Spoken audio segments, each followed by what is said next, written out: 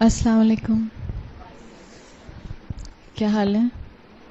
الحمدللہ الذی ارسل انبیاءہ مبشرین ومنذرین ودعاۃ الی دینہ القویم ثم الحمدللہ الذی اصطفى منہم سید الکونین محمد صلی اللہ علیہ وسلم وجعلہ علیہ السلام جلاء القلوب وانوار العیون اللہم صلی وسلم علیہ فی الاولین والآخرین وفی الملأ الاعلی یا رب العالمین.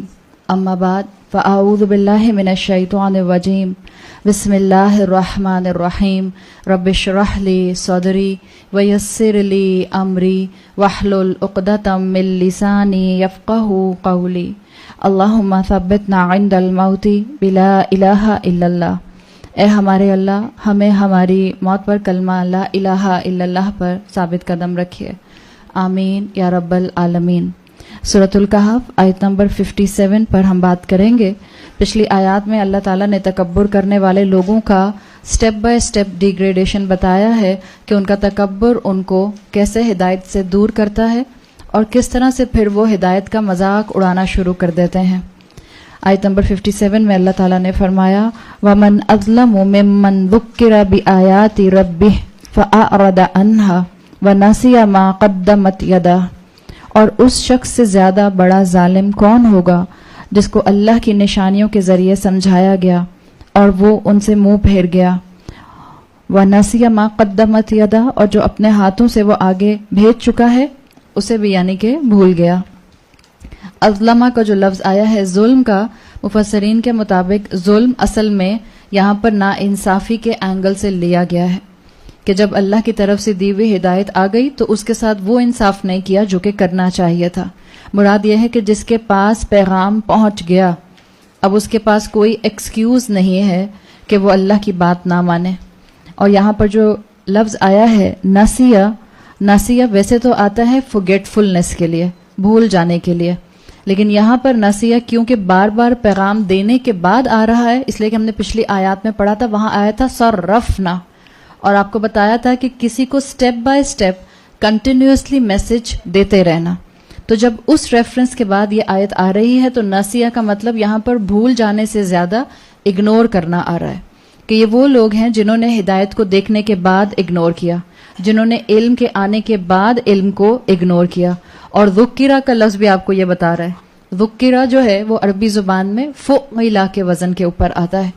اس کا مطلب کیا ہے کہ ایک چیز کو بار بار ریپیٹڈلی کنٹینیوسلی سمجھایا گیا، بہت سے اینگل سے بات کو بتایا گیا لیکن انہوں نے اس کو اگنور کیا. اور ناسیہ کا لفظ ایسا ہے، انسان بھی اسی لفظ سے بنا ہے، نسیان کہتے ہیں عربی زبان میں forgetfulness کو. انسان جو ہے وہ دو طرح سے نسیان کا شکار ہوتا ہے. ایک یہ کہ شیطان اس کو بات بھلا دیتا ہے، اس لیے کہ انسان بہرحال کمزور ہے اور انسان بہرحال دنیا کی خواہشات کے شیڈ میں آ جاتا ہے. تو شیطان جب انسان کو بات بھلاتا ہے تو نسیان جاتا ہے ٹورڈز forgetfulness. اور جب انسان ہدایت نظر آنے کے باوجود ہدایت کو اگنور کرتا ہے تو نسیان جاتا ہے اگنورنس کی طرف. تو یہ دونوں میننگز آپ کو نسیہ کے اندر ملتے ہیں، انسان کے اندر ملتے ہیں. اللہ تعالیٰ نے اسی مفہوم کو، اگنور کرنے کے مفہوم کو، سورۃ سجدہ کی آیت نمبر 14 میں فرمایا ہے فَذُوقُوا بِمَا نَسِیتُم. تو انہوں نے چکھا اس کو اس کی وجہ سے جس وجہ سے انہوں نے اس کو بھلا دیا یا اگنور کیا.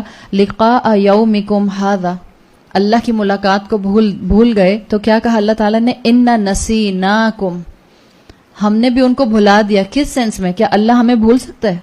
اللہ انسان کو، اللہ اپنی مخلوق کو بھول نہیں سکتا. وہ اللہ ہے، قادر مطلق ہے، وہ اللہ ہے، ایبسولوٹ اتھارٹی رکھنے والا ہے. یہاں پر کیا آیا اِنَّا نَسِینَاکُم، اس کا مطلب ہے اللہ کہہ رہا ہے کہ ہم نے ان کو اگنور کر دیا. تو یہاں پر بھی ان لوگوں کا ذکر ہے جو تکبر کی وجہ سے علم آنے کے باوجود قرآن پر عمل کرنے کے لیے تیار نہیں ہوتے اور اس کو اگنور کرتے ہیں، اس سے اعراض کرتے ہیں، اس سے منہ موڑتے ہیں. اسی آیت کی وجہ سے یہ جو جملہ آیا ہے نا، اس میں وَنَسِيَ مَا قَدَّمَتْ يَدَهُ، اور انسان بھول جاتا ہے کہ اس نے آگے کیا بھیجا ہے اللہ کے پاس. اسکالرز کہتے ہیں کہ یہ جملہ مسلمانوں کو یہ بات بتاتا ہے کہ انسان کی زندگی میں جب گناہ ہوتے ہیں تو چاہے اس نے کتنا ہی گڑ گڑا کر معافی کیوں نہ مانگ لی ہو، انسان اپنے اس گناہ کے گلٹ کو محسوس ضرور کرتا رہے. اس لیے کہ گناہ کا گلٹ جتنا دل میں محسوس ہوتا رہتا ہے انسان کے قدم رکتے رہتے ہیں اس گناہ کی طرف دوبارہ جانے کو. ورنہ اگر آپ بھول جاتے ہیں تو پھر کیا ہوتا ہے؟ پھر آپ دوبارہ سے اس گناہ میں انڈلج ہو سکتے ہیں. جیسے کسی نے آپ کو بہت زندگی میں دھوکہ دیا, سخت دھوکہ دیا, آپ اس کو بھولتے کبھی بھی نہیں ہیں. جب بھی آپ کو وہ انسان چہرے سے نظر آئے گا یا اس کا ذکر آئے گا یا اس کی گفتگو میں کہیں اس کا نام آئے گا, آپ کو یاد آ جاتا ہے. اور یہ یاد آنا آپ کو کیئرفل کر دیتا ہے. اسی لیے اسکالرز کہتے ہیں کہ انسان اپنے گناہ کو بھولے نہیں, چاہے وہ اس کے اوپر توبہ کر چکا ہو. اس لیے کہ کس کے پاس گارنٹی ہے, گارنٹی کہ اللہ نے اس کی توبہ قبول کر لی. ہم گڑ گڑا کے توبہ کر سکتے ہیں, ہمارے دل کو سکون مل سکتا ہے, لیکن جو مومن ہوتا ہے اس کو اپنے گناہ کی خلش ہمیشہ محسوس ہوتی رہتی ہے. جیسے حضرت عائشہ رضی اللہ عنہا کے لیے آتا ہے کہ وہ ہمیشہ جو تھیں وہ اپنے اس بات پہ ایک عمل پر رویا کرتی تھیں کہ انہوں نے ایک راز فاش کر دیا تھا جو اللہ کے رسول نے ان کو بتایا تھا اور منع کیا تھا کہ کسی کو مت بتائیں. کانت تب کی کے الفاظ احادیث میں آتا ہے. وہ روتی رہتی تھیں. ایون جب ان کی ڈیتھ ہو رہی تھی, جب ان کا انتقال ہو رہا تھا, اس وقت بھی وہ اس بات پر رو رہی تھی. تو کسی نے پوچھا کہ آپ کیوں رو رہی ہیں؟ تو اس پر حضرت عائشہ نے کہا ان عہد کان مسئولہ, ہر عہد ہر وعدے کا اللہ سوال کرے گا, اس کے بارے میں پوچھا جائے گا. اور ہم احادیث میں پڑھ چکے ہیں کہ قیامت کے دن جب امت کے لوگ جو ہیں وہ آدم علیہ السلام کے پاس جائیں گے کہ آپ اللہ کے پاس جائیے اور اللہ سے ریکویسٹ کیجئے کہ جا کر آپ اللہ تعالیٰ آپ حساب قائم کیجئے, تو آدم علیہ السلام کیا کہیں گے؟ مجھے حیا آتی ہے, میں نے وہ ایک گناہ کیا تھا اللہ کی نافرمانی کر کے. اسی طرح ابراہیم علیہ السلام منع کر دیں گے, اسی طرح سے موسیٰ علیہ السلام منع کر دیں گے. سب اپنی اپنی جگہ پر اپنی کمی کوتاہی اور خطاؤں کو یاد کرتے ہوئے جو ہیں وہ اللہ کے پاس جانے کی ہمت نہیں کریں گے. تو اسکالرز کہتے ہیں کہ مومن کی زندگی بیلنسڈ ہوتی ہے. اس کا گناہ اس کو لتھارجک نہیں کرتا, بلکہ اس کا گناہ اس کو توبہ اور استغفار کی طرف لے کر جاتا ہے. لیکن اس کی توبہ اور استغفار اس کو تکبر اور کبر کا شکار نہیں کرتی کہ ہاں میں تو معافی مانگ لی, میں نے ڈیفینیٹلی اللہ مجھے معاف کرے گا. یہ مومن کا ایٹیٹیوڈ نہیں ہوتا. مومن اپنی غلطی کو یاد رکھتا ہے تاکہ وہ پنچ کرنا اس کو آئندہ اس گناہ کے قریب نہ لے کر جائے. آگے فرمایا انا جعلنا علی قلوبہم اکنۃ ان یفقہوہ, ہم نے ان کے دلوں پر کورز ڈال دیے ہیں, ویلز ڈال دیے ہیں کہ وہ بات کو نہ سمجھ سکیں. کس کو نہ سمجھ سکیں؟ ان یفقہوہ میں ہو کی ضمیر پروناؤن قرآن کی طرف جا رہا ہے کہ اب وہ قرآن کو دیکھتے ہوئے بھی, سنتے ہوئے بھی, پہچانتے ہوئے بھی نہیں ایبزارب کر پاتے. وآذانہم وقرا, اور ہم نے ان کے کانوں میں بوجھ ڈال دیا ہے. ہم نے ان کے کانوں کے اندر ایک کنٹینیوس رنگنگ ساؤنڈ ڈال دی ہے. بعض لوگوں کو رنگنگ ساؤنڈ کان میں کنٹینیوس آتی رہتی ہے, اس کی وجہ سے ان کو آؤٹ سائڈ کی آواز جو ہے, جو آؤٹ سائڈ فیکٹر آوازیں ہوتی ہیں وہ تھوڑی سی کم محسوس ہوتی ہیں. اور جتنی جتنی آپ کی کان کی انٹرنل رنگنگ ساؤنڈ بڑھتی جائے گی, آپ کی جو آؤٹ سورس آوازیں, آپ کی جو باہر انوائرمنٹ میں آوازیں ہیں, اس کی انٹینسٹی آپ کو سننے کے لیے کم سے کم ہوتی جائے گی. ان کے اپنے اندر اتنا کنفیوژن ہے, ان کے اپنے اندر اتنا شور ہے, ان کے اپنے اندر اتنے آرگیومنٹس ہیں کہ ان کو قرآن کی بات سمجھ ہی نہیں آتی. ان کے سراؤنڈنگ میں قرآن پڑھا جاتا ہے, سنایا جاتا ہے, سمجھایا جاتا ہے, لیکن ان کے اندر کا شور ان کو اس قرآن کو سننے نہیں دیتا. اور یاد رکھیں یہ جو سٹیج اللہ تعالیٰ نے بتایا ہے کہ اللہ نے ان کے دلوں پر ویل ڈال دیے اکنہ, یا اللہ نے ان کے کانوں پر وقر ڈال دیا, بوجھ ڈال دیا, یہ سٹیج نمبر 1 نہیں ہوتا کبھی بھی. اگر یہ سٹیج نمبر 1 ہوتا تو پھر اکاؤنٹیبلٹی کیسی؟ پھر تو وہی ہوتا جو آج لوگ جو ہیں لا علمی کی وجہ سے کہتے ہیں کہ ہم کیا کریں اگر اللہ نے ہمیں ہدایت نہیں دی. اگر ایسی بات ہوتی کہ یہ پہلا سٹیج ہوتا دلوں پر ویل ڈالنے کا اور کور لگانے کا اور کانوں میں بوجھ ڈالنے کا, کانوں میں continuous internal ringing sound develop کرنے کا, تو یہ پھر انسان کے پاس جسٹیفیکیشن ہوتی. لیکن یہ پہلا سٹیپ نہیں ہے, یہ آخری سٹیپ ہے. اس لیے کہ آپ جس سیکوینس میں بات پڑھتی آ رہی ہیں اس خطبے کے اندر, اللہ دنیا کی حقیقت دکھانے کی کوشش کرتا رہتا ہے, اللہ آیات کو واضح کرتا رہتا ہے, اللہ ہدایت کی آوازیں کان پر ڈالتا ضرور ہے ہر انسان کے, لیکن انسان تکبر کا شکار ہوتا ہے, انسان ناشکری کرتا ہے, انسان ایک رب کو پہچان کر بھی اس کی نعمت کا حق ادا کرنے کی کوشش نہیں کرتا, بلکہ نعمت کو اپنا کریڈٹ سمجھتا ہے. انسان اپنی نعمتوں کو اپنا کریڈٹ سمجھنے کی وجہ سے جب رب سے غافل ہوتا ہے, اس کا تکبر اس کو ہدایت سے دور کرتا جاتا ہے. اور جب وہ ہدایت سے دور ہو کر شریعت کا اور دین کا اور اللہ کا مذاق اڑاتا ہے، تب یہ سٹیج آتا ہے کہ اللہ دلوں کے اوپر جو ہے وہ پردے، کورنگز، ونیئرز ڈال دیتا ہے، اور اللہ کانوں کو ان کے بند کر دیتا ہے. کان ہونے کے باوجود ان کو آواز نہیں آتی، اور وہ حق سننے سے ان کے کان جو ہیں وہ بلاکڈ ہو جاتے ہیں. ہم اللہ نہ کرے کہ ہم میں سے کوئی بھی انسان اس سٹیج پر پہنچے، لیکن میرا ایک سوال ہے، کیا ہم میں سے کوئی بھی اپنے آس پاس کسی انسان کو دیکھ کر یہ کہہ سکتا ہے کہ اس کے دل پر مہر لگ چکی ہے؟ آپ اور میں نہیں جانتے. کیا آپ اور میں کسی کے دل میں ایمان کو جھانک کر دیکھ سکتے ہیں کہ کتنے پرسینٹ ہے؟ 70% ہے کہ 30% ہے کہ 2% ہے؟ جیسے ہم کسی کے ایمان کو نہیں جانچ سکتے ہیں، ایسے ہی ہم یہ نہیں جان سکتے کہ کس کے دل پر مہر لگ چکی ہے. نہ کوئی انسان اپنے بارے میں یہ کہہ سکتا ہے کہ میرے دل پر تو مہر لگی ہوئی ہے. ایسا نہیں ہوتا. ہاں، انسان کو کیئرفل ہونا چاہیے. اس کے کچھ سٹیپس ہوتے ہیں مہر لگنے کی طرف جب انسان کے قدم اٹھ رہے ہوتے ہیں، اور بہت محتاط ہونے کی ضرورت ہے. جتنا آپ بیماری کے بارے میں جانتے ہوں گے اتنا آپ ان سارے سرکمسٹانسز سے دور رہیں گے جس میں وہ بیماری بڑھ سکتی ہے. اگر آپ کو شوگر بارڈر لائن پر ہے تو آپ ہر افطاری میں بیٹھ کے ایک اتنا بڑا آم نہیں کھائیں گی. آپ اوائڈ کریں گے اس آم کو کھانا. آپ کہیں گے ہاں میں انسولین آم کو لگا دیتی ہوں خود لگانے کی بجائے. جب آپ کو معلوم ہوتا ہے کہ آپ ایک تکلیف میں پہنچ سکتے ہیں تو آپ پہلے سٹیپ لیتے ہیں. اسی طرح اس سے پہلے کہ دل پر مہر لگے، اس کا ایک بہت سمپل فلٹر ہے جو ہم اپنے اوپر لگا کر دیکھ سکتے ہیں. اگر ہم قرآن کی محفل میں بیٹھتے ہیں، سمپل فلٹر، اگر ہم قرآن کی محفل میں بیٹھتے ہیں یا کسی ایسی جگہ بیٹھے ہیں جہاں قرآن کا ذکر ہو رہا ہے، سب لوگ جو ہیں ان کے دل نرم ہو رہے ہیں اور ہم جس حالت میں آئے تھے اسی حالت میں نکل جاتے ہیں، اس کا مطلب ہے کہ ہمارے دل کا راستہ اس مہر کی طرف بڑھنا شروع ہو چکا ہے. اس سے پہلے کہ وہ دل پورا بند ہو جائے اور سیل ہو جائے، بہتر ہے کہ انسان اپنے آپ کو اللہ کی طرف واپس لے کر آئے. اللہ کو اگنور کرنے کا اور کنٹینیوسلی اگنور کرنے کا اینڈ ریزلٹ یہ ہوتا ہے کہ انسان کا دل سیلڈ ہو جاتا ہے، اس پر مہر لگا دی جاتی ہے. اللہ پہلے سیل نہیں کرتا، یہ بات یاد رکھیں. انسان اس دھوکے میں آیا، انسان نے سمجھا کہ اللہ نے مجھے سزا دی. اللہ نے بتا دیا رخ کی روح کے ذریعے کہ اللہ تو بار بار نصیحت ان تک پہنچاتا رہا. یہ لوگ انسسٹ کرتے رہے منہ موڑنے سے، انسسٹ کرتے رہے احکامات کو سن کر ان کو نہ ماننے سے. تو اس کا نتیجہ یہ نکلا کہ اللہ تعالیٰ نے ان سے حق کو پہچاننے کی صلاحیت جو تھی وہ سلب کر لی.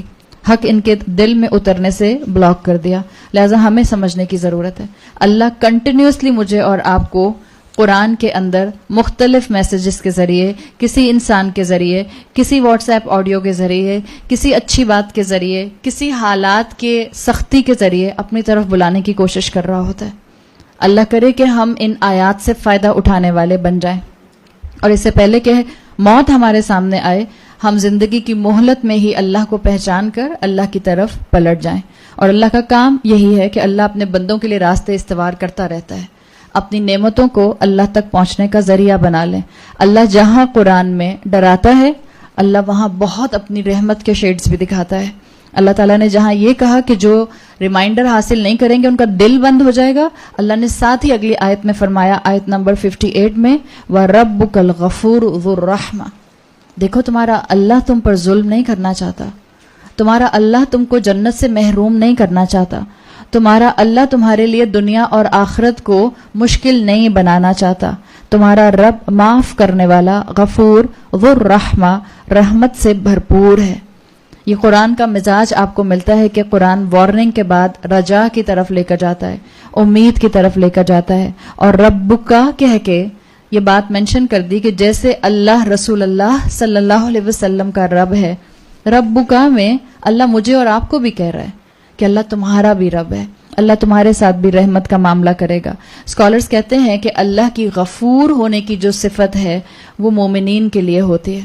جب مومنین گناہ کے بعد ندامت کے ساتھ، ریگریٹ کے ساتھ اللہ کی طرف پلٹتے ہیں تو اللہ اپنی شان غفاری کے ساتھ ان کی طرف پلٹتا ہے. کیا اللہ کی شان غفاری کی جانوروں کو ضرورت ہے؟ جانوروں کو اللہ کی شان غفاری کی ضرورت نہیں ہے، اس لیے کہ جانوروں کی جبلت میں، ان کی انسٹنکٹس میں گناہ ثواب کا معاملہ تھوڑی ہے. وہ تو بس پیدا کیے گئے ہیں، ایک اپنا life cycle, struggle for life پورا کرتے ہیں اور ختم ہو جاتے ہیں، ان کا کوئی حساب کتاب نہیں ہے. کیا فرشتوں کو اللہ کی شان غفاری کی ضرورت ہے؟ فرشتوں کو اللہ کی شان غفاری کی ضرورت نہیں، اس لیے کہ فرشتے گناہ نہیں کرتے، فرشتوں سے نافرمانی رب نہیں ہوتی، تو آپ اور میں ہی رہ گئے نا. ہمیں اللہ کی شان غفاری کی ضرورت ہے. تو اللہ کی شان غفاری مومنین کے ساتھ خاص ہوتی ہے جب وہ گناہ کرنے کے بعد احساس ندامت رکھتے ہوئے اللہ کی طرف پلٹتے ہیں. ہاں، اللہ کی رحمت کی صفت جو ہے، صفت رحمت، یہ ہر مخلوق کے لیے ہے، چاہے جانور ہوں، پرندے ہوں، مچھلیاں ہوں، بیسٹ ہوں، ڈائناسورز ہوں، فرشتے ہوں، جنات ہوں، کوئی بھی ہوں. شان رحمت سب مخلوقات کے لیے. اس لیے کہ اسکالرز کہتے ہیں کہ اللہ تعالیٰ نے جو اپنے بارے میں رسول اللہ صلی اللہ علیہ وسلم کے ذریعے ہمیں انفارمیشن دی کہ اللہ نے اپنی رحمت کا ایک حصہ دنیا میں بھیجا ہے، وہ رحمت کے ایک حصے کی وجہ سے ہی آج ہم سب ایک دوسرے کے ساتھ پیار محبت سے بات کرتے ہیں. جانور انسان پر رحم کرتا ہے، انسان جانور پر رحم کرتا ہے، ماں بچے سے پیار کرتی ہے، بچہ ماں باپ سے پیار کرتا ہے. یہ سارے جتنے بھی آپ کو ڈفرینٹ شیڈز آف لو، محبت دنیا میں نظر آتے ہیں، یہ اس ایک حصہ رحمت کی وجہ سے ہیں جو اللہ تعالیٰ نے اس دنیا میں نازل کیا ہے.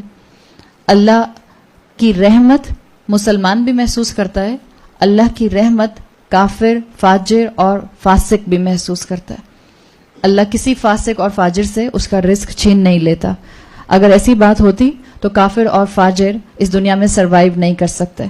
تو آپ اور میں ان دونوں رحمتوں کے مستحق بن سکتے ہیں جب ہم غلطی کرنے کے بعد اللہ کی طرف پلٹیں. ہم دعا کرتے ہیں، ہمیں سکھایا گیا ہے واعف عنا واغفر لنا وارحمنا. آپ پڑھتے ہیں نا سورہ بقرہ کی آخری آیات میں، یہ جو 3 آپ کو یہاں پر اللہ سے دعا میں ہم چیزیں مانگ رہے ہیں، اصل میں یہ 3 سٹیپس ہیں بڑے خوبصورت جو اللہ کی شان رحیمی مومن کے اوپر شو کرتے ہیں. جب آپ کہتے ہیں واعف عنا، عفون کہتے ہیں جب آپ گناہ کر لیں اور ابھی وہ گناہ لکھا نہیں ہے، آپ اللہ سے کہتی ہیں واعف عنا، اللہ درگزر کرتے، اللہ کتاب میں نہ لکھیں فرشتے. آپ کہتی ہیں نا اردو میں عفو و درگزر. عفو و درگزر کیا ہوتا ہے؟ یعنی ابھی لکھا نہیں ہے، ہم اس سے پہلے ہی اللہ سے کہتے ہیں. جب بھی اللہ کے رسول صلی اللہ علیہ وسلم نے کہا ہر رات سونے سے پہلے یہ 2 آیات پڑھ کے سو. اللہ مجھ سے دن میں جو گناہ ہوئے ہیں، اللہ واعف عنا، اللہ نہ لکھ ان کو میری کتاب میں، معاف کر دے مجھے. اور اگلا سٹیپ ہم کیا کہتے ہیں؟ واغفر لنا. اگر اللہ لکھ لیا گیا ہے، اللہ اس کو میری کسی نیکی سے ڈھانپ دے، اللہ اس کو میری کسی توبہ سے ڈھانپ دے. اور اگر اللہ ابھی بھی ڈھانپا نہیں گیا ہے تو اب اگلا آپ کیا کہتی ہیں اللہ سے؟ وارحمنا. اللہ صرف آپ کی رحمت میرے اس گناہ کو کتاب میں ہونے کے باوجود مجھے سزا سے بچا سکتی ہے. تو جب پڑھیں دعا تو کانشیس ہو کر پڑھیں. روبوٹس کی طرح دعائیں نہیں پڑھی جاتی ہیں. جب ہم روبوٹس کی طرح دعائیں پڑھتے ہیں تو پھر ہمارے اندر وہ امپیکٹ، وہ انرجی، وہ ایمان کی اسٹرینتھ بھی نہیں آتی. پھر شاید ہم کوانٹٹی پر جاتے ہیں، کوالٹی پر نہیں جاتے.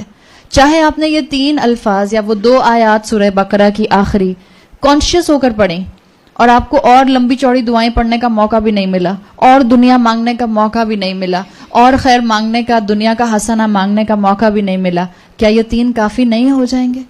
یہ 3 کافی ہو جائیں گے جب انٹرنلائز کر کے مانگے جائیں گے. تو اللہ تعالیٰ نے بتا دیا کہ اللہ اپنے بندوں کے ساتھ رحمت کا معاملہ کرتا ہے.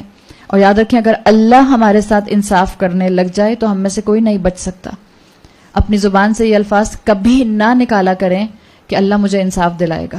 کوئی انسان ہمارے ساتھ زیادتی کرتا ہے اور سخت آپ کو تکلیف ہوتی ہے، سخت آپ کو دکھ اور رنج ہوتا ہے، جس سے آپ توقع نہیں کر رہے ہوتے، وہ آپ کے ساتھ زیادتی کرتا ہے.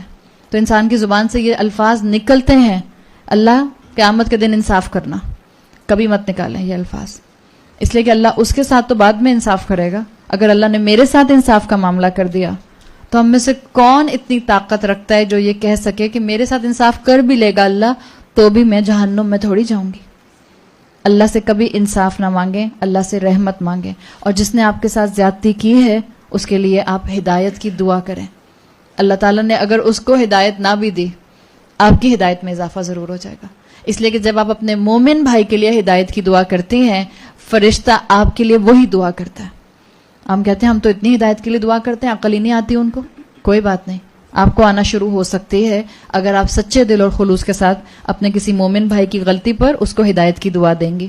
تو اللہ تعالیٰ نے کہا کہ اللہ سے انصاف کی امید مت رکھو، رحمت کی امید رکھو.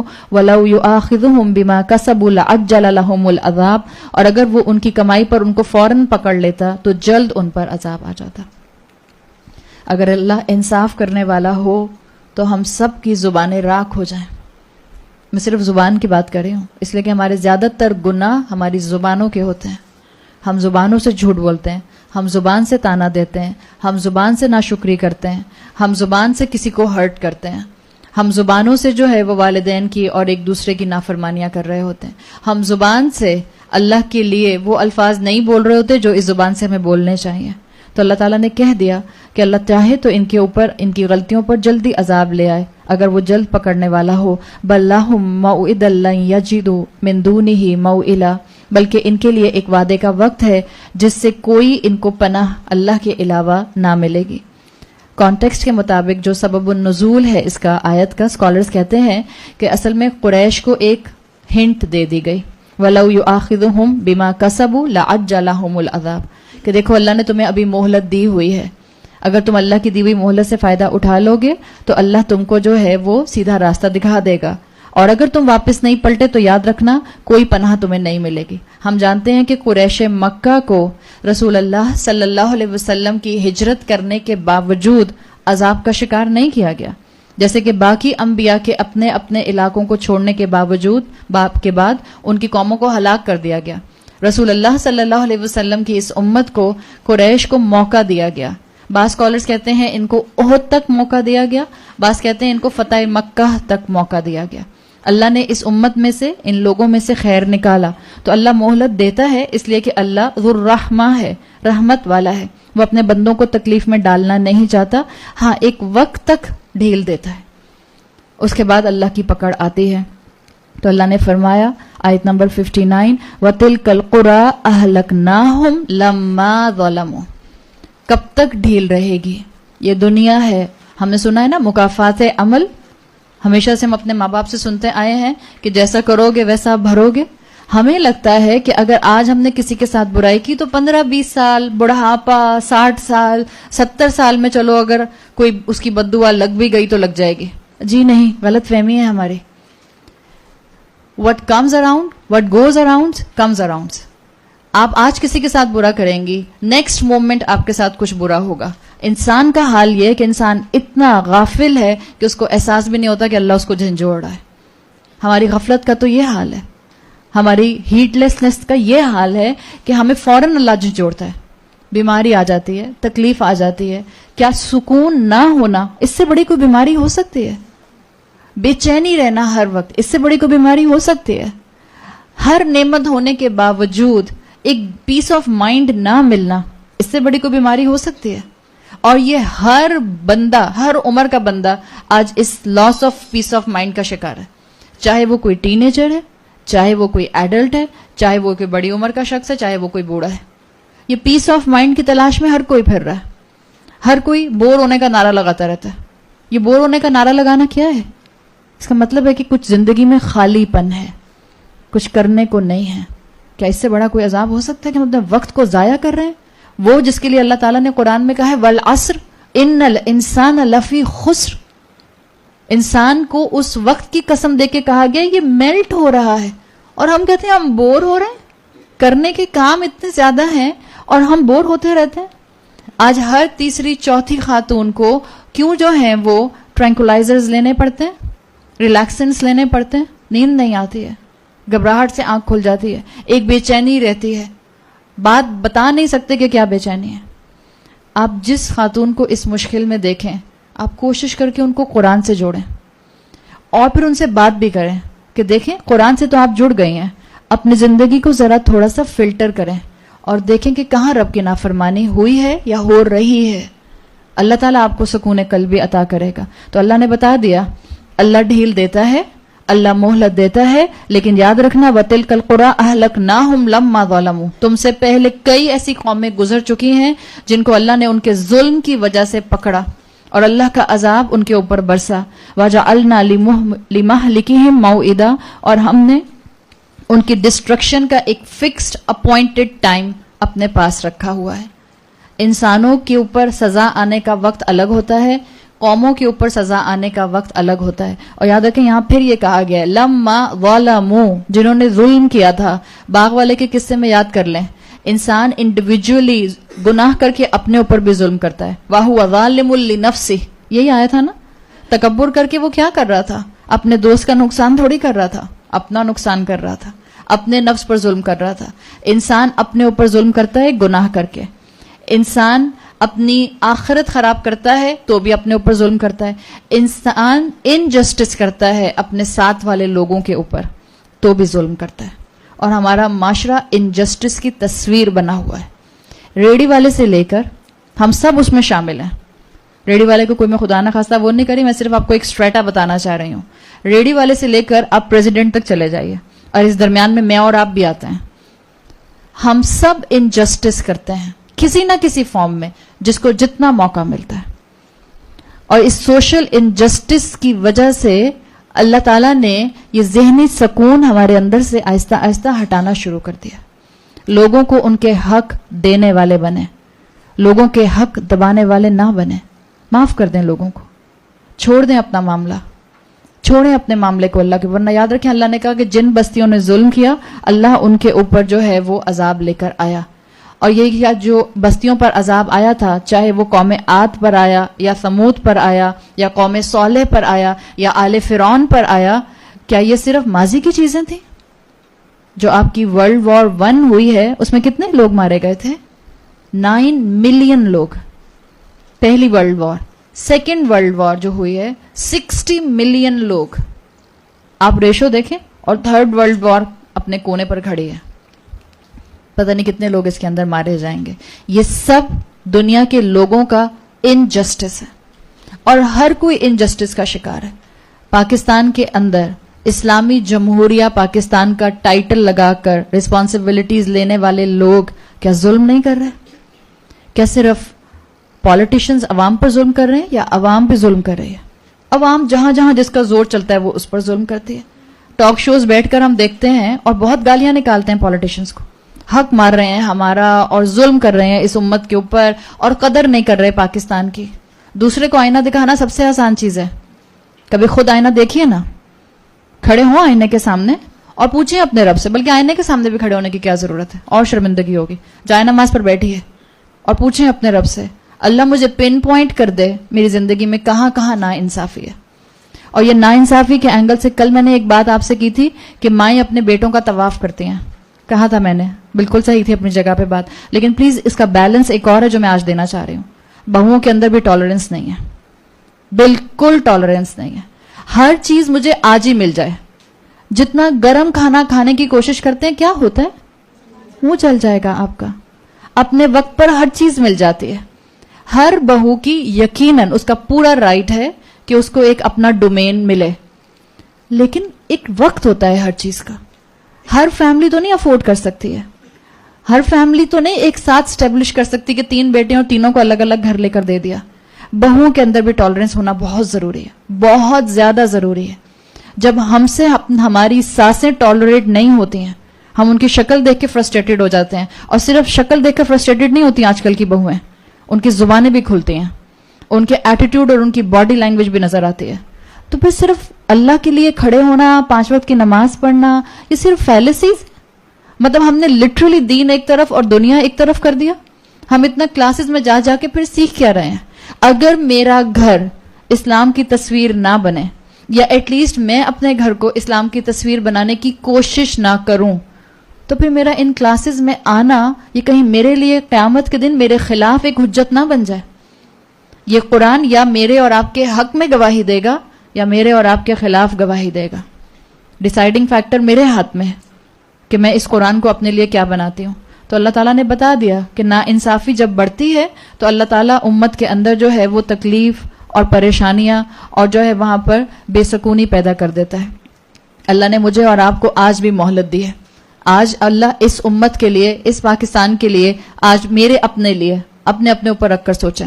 ابھی اللہ ہمارے لیے ذو الرحمہ ہے, اللہ نے ہمیں کوئی ایسی سزا نہیں دی خدا نہ خواستہ کہ ہم پیرالائزڈ ہو کے بیڈ ریڈن ہو جائیں، اپنے پیروں پر چل کر آئے ہیں. کیا معلوم کب تک یہ مہلت ہے، کیا معلوم کب تک میری آنکھیں میرا ساتھ دے رہی ہیں، کیا معلوم کب تک میرے کان میرا ساتھ دے رہے ہیں، کب تک میرا جسم اور میرے ہاتھ پاؤں ویسے ہی اٹھیں گے جیسا میں چاہوں گی. کس وقت وہ وقت آ جائے کہ ہمارا اپنے جسم پر کنٹرول نہ رہے. اللہ کی رحمت کے سائے میں جب تک ہیں اس کا میکسیمم یوٹیلائزیشن کر لیں. اور انسان کو چاہیے کہ انسان اپنی زندگی میں اللہ سے اپنے گناہوں پر معافی مانگے. رمضان کا مہینہ گناہوں پر معافی مانگنے کا مہینہ ہے. رمضان کا مہینہ اپنی غلطیوں کو ریکٹیفائی کرنے کا مہینہ ہے. مت انتظار کیجئے کہ 2 مہینے بعد کروں گی، مت انتظار کیجئے کہ 6 مہینے کے بعد کروں گی. آج کیجئے. جس غلطی کو آپ نے پن پوائنٹ کر لیا ہے اللہ کی رحمت سے اس کو فوراً ریکٹیفائی کرنے کی کوشش کیجئے. اللہ معاف کرتا ہے اور اللہ محبت کرتا ہے وہ جو اللہ کی طرف توبہ کرنے کے لیے پلٹتے ہیں. اللہ ایکسپیکٹ کرتا ہے کہ کم سے کم آپ میں دن میں 100 مرتبہ تو اپنے نبی کی سنت کو پورا کریں. رسول اللہ صلی اللہ علیہ وسلم دن میں 100 مرتبہ استغفار کیا کرتے تھے. آپ اور میں نہیں کر سکتے؟ اللہ سے استغفار کریں. جب زبان کلمہ پڑھتی ہے تو کچھ نہ کچھ تو حلق سے نیچے اترے گا، کبھی نہ کبھی تو خیال آئے گا. 100 مرتبہ کی تسبیح پڑھیں گے تو شاید 1 مرتبہ ہی دل سے استغفر اللہ نکل جائے. اس لیے کبھی تسبیح پڑھنے کو بھی انڈر ایسٹیمیٹ نہ کریں. بعض لوگ کہتے ہیں کہ جب میں سمجھ کے نہیں پڑھتی تو تسبیح پڑھنے کا کیا فائدہ، تو وہ اپنے آپ کو تسبیح سے بھی محروم کر لیتے ہیں. اپنی زبان کو تو کم سے کم اس ذکر میں مشغول رکھیے. اگر جسم مشغول نہیں رہ سکتا کوئی بات نہیں، 100 مرتبہ پڑھیں گے تو چانس یہی ہے کہ 1 مرتبہ تو اللہ یاد آئے گا. اللہ کو پسند ہے بندے کی استغفار کی آواز سننا. آپ صلی اللہ علیہ وسلم کی طرف سے ایک حدیث قدسی جو ہم تک پہنچی ہے صحیح مسلم میں آتی ہے. آپ نے فرمایا ان اللہ تعالی، یقیناً اللہ تعالی یبسط یداہ باللیل لیتوب مس النہار، اللہ رات میں اپنا ہاتھ سٹریچ کرتا ہے. اللہ کا ہاتھ سٹریچ کرنے کا مطلب کیا ہے؟ معاف کرنے کے لیے. حل من مستغفر، ہے کوئی جو معافی طلب کرے؟ ہے کوئی جو چاہے کہ میں اس کو معاف کر دوں؟ جس نے دن میں گناہ کیا ہوتا ہے اللہ اپنا ہاتھ سٹریچ کرتا ہے رات میں. لیتوب مس النہار، جس نے غلطی کی تھی دن کے اندر. ویبسط یداہ، اور اللہ اپنا ہاتھ بلند کرتا ہے بالنہار، دن میں بھی. لیتوب مس اللیل، تاکہ اس کو معاف کر دے جس نے رات میں گناہ کیا تھا. اگر رات میں اللہ سے غافل رہتے ہیں، اگر رات میں تہجد نہیں پڑھی جاتی، اگر رات میں رب کے حضور کھڑے ہونے کے لیے ٹانگیں ساتھ نہیں دیتے ہیں، تو دن میں تو اللہ کی نافرمانی نہ کریں، دن میں تو اللہ کو نہ بھول جائیں، دن میں اللہ کو یاد رکھیں. اللہ توفیق انشاءاللہ رات میں بھی دے دے گا. اور یاد رکھیں میری استغفار کی اللہ کو ضرورت نہیں ہے. میرے استغفار کرنے سے اللہ کی ڈگنیٹی میں 1 انچ بھی اضافہ نہیں ہوتا، 1% بھی اضافہ نہیں ہوتا. آپ صلی اللہ علیہ وسلم نے ہمیں حدیث قدسی بتائی. اللہ فرماتا ہے، مفہوم آتا ہے کہ اگر پہلے سے لے کر آخری انسان تک تمام انسان اکٹھے ہو جائیں اور تمام جن اکٹھے ہو جائیں اور وہ مجھے بہترین دل کے ساتھ یعنی خلوص کے ساتھ میری عبادت کریں، تو یہ میری عظمت میں ذرا برابر بھی اضافہ نہیں کر سکتے. اللہ کی عظمت میں آپ کی اور میری عبادت اضافہ نہیں کرتی. رسول اللہ صلی اللہ علیہ وسلم نے ایک مرتبہ اپنے صحابہ سے کہا کہ میں دیکھتا ہوں جو تم نہیں دیکھتے، میں سنتا ہوں جو تم نہیں سنتے. آپ نے فرمایا کہ میں آسمان کی کریکنگ ساؤنڈ، اسکویکنگ ساؤنڈ سن رہا ہوں. جب کسی چیز پر بہت پریشر ڈالتے ہیں تو اس میں سے کریکنگ ساؤنڈ آتی ہے نا، آواز. تو اللہ کے رسول صلی اللہ علیہ وسلم نے صحابہ کو بتایا کہ مجھے آسمان سے ایسی کریکنگ ساؤنڈ آ رہی ہے جیسے کریک ہو رہی ہوتی ہے کوئی چیز تو اس میں سے آواز آ رہی ہوتی ہے. تو اللہ کے رسول نے جب یہ کہا اس کا مطلب تھا کہ جیسے آسمان پر بہت ویٹ ڈالا جا رہا ہے، پریشر ڈالا جا رہا ہے، اور یہ آواز مجھے اور آپ کو نہیں آتی. اس لیے کہ رسول اللہ نے کہا تھا میں سنتا ہوں جو تم نہیں سنتے. پھر اللہ کے رسول صلی اللہ علیہ وسلم نے صحابہ کو بتایا کہ یہ آسمان کریک کیوں کرتا ہے، یہ آواز کیوں آتی ہے آسمان کے اندر سے. آپ نے فرمایا واللہ اللہ کی قسم آسمان پر 4 انگلیوں کے برابر بھی کوئی جگہ خالی نہیں جہاں کوئی نہ کوئی فرشتہ جو ہے وہ اللہ کے حضور سجدے میں نہ ہو. اللہ کی عبادت کرنے والوں کی کمی نہیں ہے. اللہ کی ہر مخلوق اللہ کی تسبیح اور عبادت کرتی ہے. وَلَكِنَّ تَسْبِيحَهُمْ لَا تَفْقَهُونَ، لیکن ان کی تسبیح کو تم نہیں سمجھتے. ہر کائنات کا ذرہ ذرہ اللہ کی تسبیح کر رہا ہے، ہم تسبیح کرنے کو تیار نہیں ہوتے. اگر زبان ہماری راضی بھی ہو جاتی ہے تو اپنے حال سے ہم تسبیح کرنے کو تیار نہیں ہوتے. تو بتا دیا، اللہ تعالیٰ نے واضح کیا کہ اللہ کو میری اس چیز کی استغفار کی ضرورت نہیں ہے. تو اللہ سے دعا کریں کہ اللہ تعالیٰ ہم نے جو یہاں سمجھنے کی کوشش کی ہے، اللہ ہم اپنے گناہوں میں آگے نہ بڑھنے والے ہوں، ہم اپنے گناہوں کو یہیں بریک لگائیں اور اللہ ہم اپنی اصلاح کرنے والے بن جائیں. اللہ ہم آپ سے اس دن دنیا کی حقیقت کو جان کر اپنے گناہوں پر معافی مانگتے ہیں. یاد رکھیں اللہ کو میری اور آپ کی عبادت کی ضرورت تو نہیں ہے، نہ میری اور آپ کی عبادت اللہ کی گریٹنس میں اضافہ کرتی ہے، لیکن اللہ بہت خوش ہوتا ہے جب بندہ توبہ کرنے کے لیے اس کی طرف پلٹتا ہے. آپ صلی اللہ علیہ وسلم نے اس کی مثال دی. ایک شخص صحرا میں جا رہا تھا، مسافر تھا، اس کا سارا پروویژن اس کے اونٹ پر رکھا ہوا تھا، اس کا کھانا پینا، اس کے کپڑے، اس کا پانی، اور اونٹ اس کی ٹرانسپورٹیشن تھی، اس کی سواری تھی.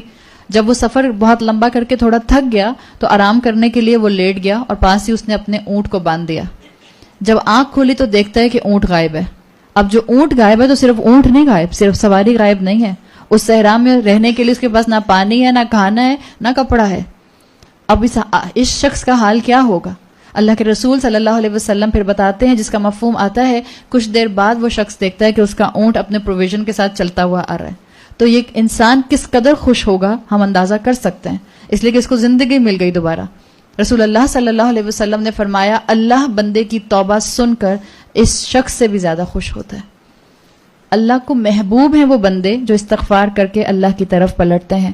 تو اللہ تعالیٰ نے اپنے اس کلام میں سورہ کہف کے اس خطبے کے اندر دنیا کی حقیقت کھول دی اور بتا دیا کہ دیکھو دنیا میں ڈسٹریکشنز ہیں، دنیا کی ڈسٹریکشنز تم کو تکبر کا شکار کریں گی، اور اگر تم تکبر کا شکار ہو گئے تو اللہ نے قیامت کے گلمپس دکھا دیے ہیں، قیامت کا انجام بتا دیا ہے کہ تمہارا قیامت میں یہ انجام ہوگا.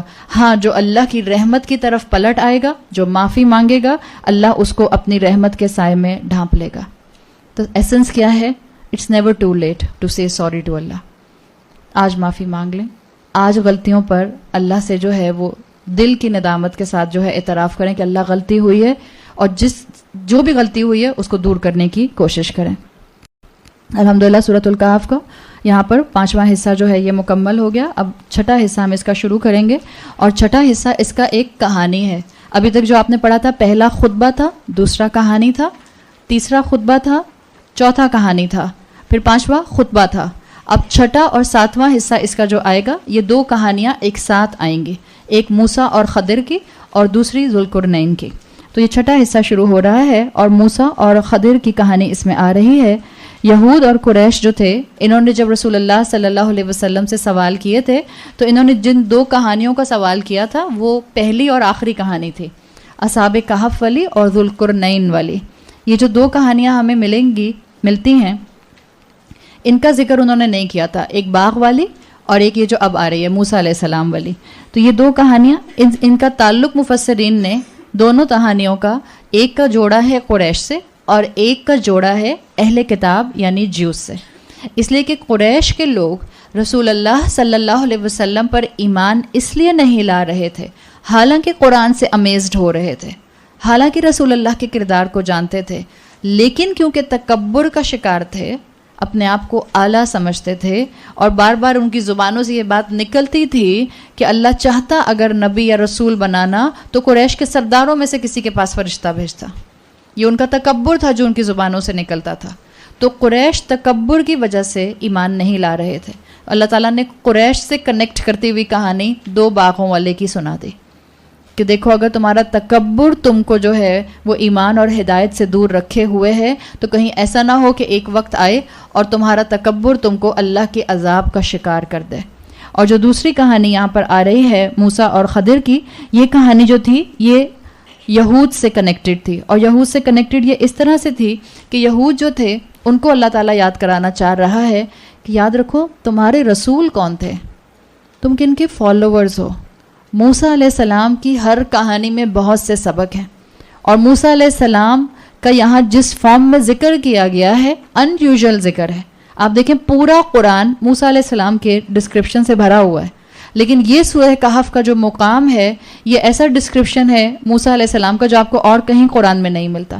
ورنہ فرعون اور موسیٰ علیہ السلام کی ڈائیلاگز اور کانورسیشن ریپیٹڈلی قرآن میں آتے ہیں. یہود کو خاص طور پر بتانا مقصود یہ تھا کہ تم جن کو فالو کرنے کا دعویٰ کرتے ہو، تم جن کے لیے کہتے ہو کہ یہ ہمارے نبی تھے، ان کی سنت دیکھو. ان کی سنت یہ تھی کہ انہوں نے اس کی پرواہ نہیں کی کہ ان کو علم کون دے رہا ہے. ان کو علم کی پیاس تھی, وہ علم کے پاس پہنچے, انہوں نے اللہ کی بات مانی اور علم حاصل کرنے کے لیے اپنے آپ کو سبمٹ کر لیا. اس لیے کہ موسیٰ علیہ السلام کبر سے پاک تھے. اصل میں کبر اور تکبر تو اہل کتاب کے اندر بھی بہت زیادہ تھا, اس لیے کہ آپ جانتے ہیں کہ وہ کہتے تھے we are the chosen one, ہم جو ہیں وہ اللہ کے خاص چنے ہوئے اللہ کے لاڈلے ہیں, اور ہمیں جو ہے وہ اللہ تعالیٰ نے ایک گولڈن لینیج میں رکھا ہے. اس لیے کہ یہ جو آپ جنریشن چل رہی تھی, ذریت چل رہی تھی ابراہیم علیہ السلام سے حضرت اسحاق سے آگے, تمام انبیاء انہی کے اندر آئے.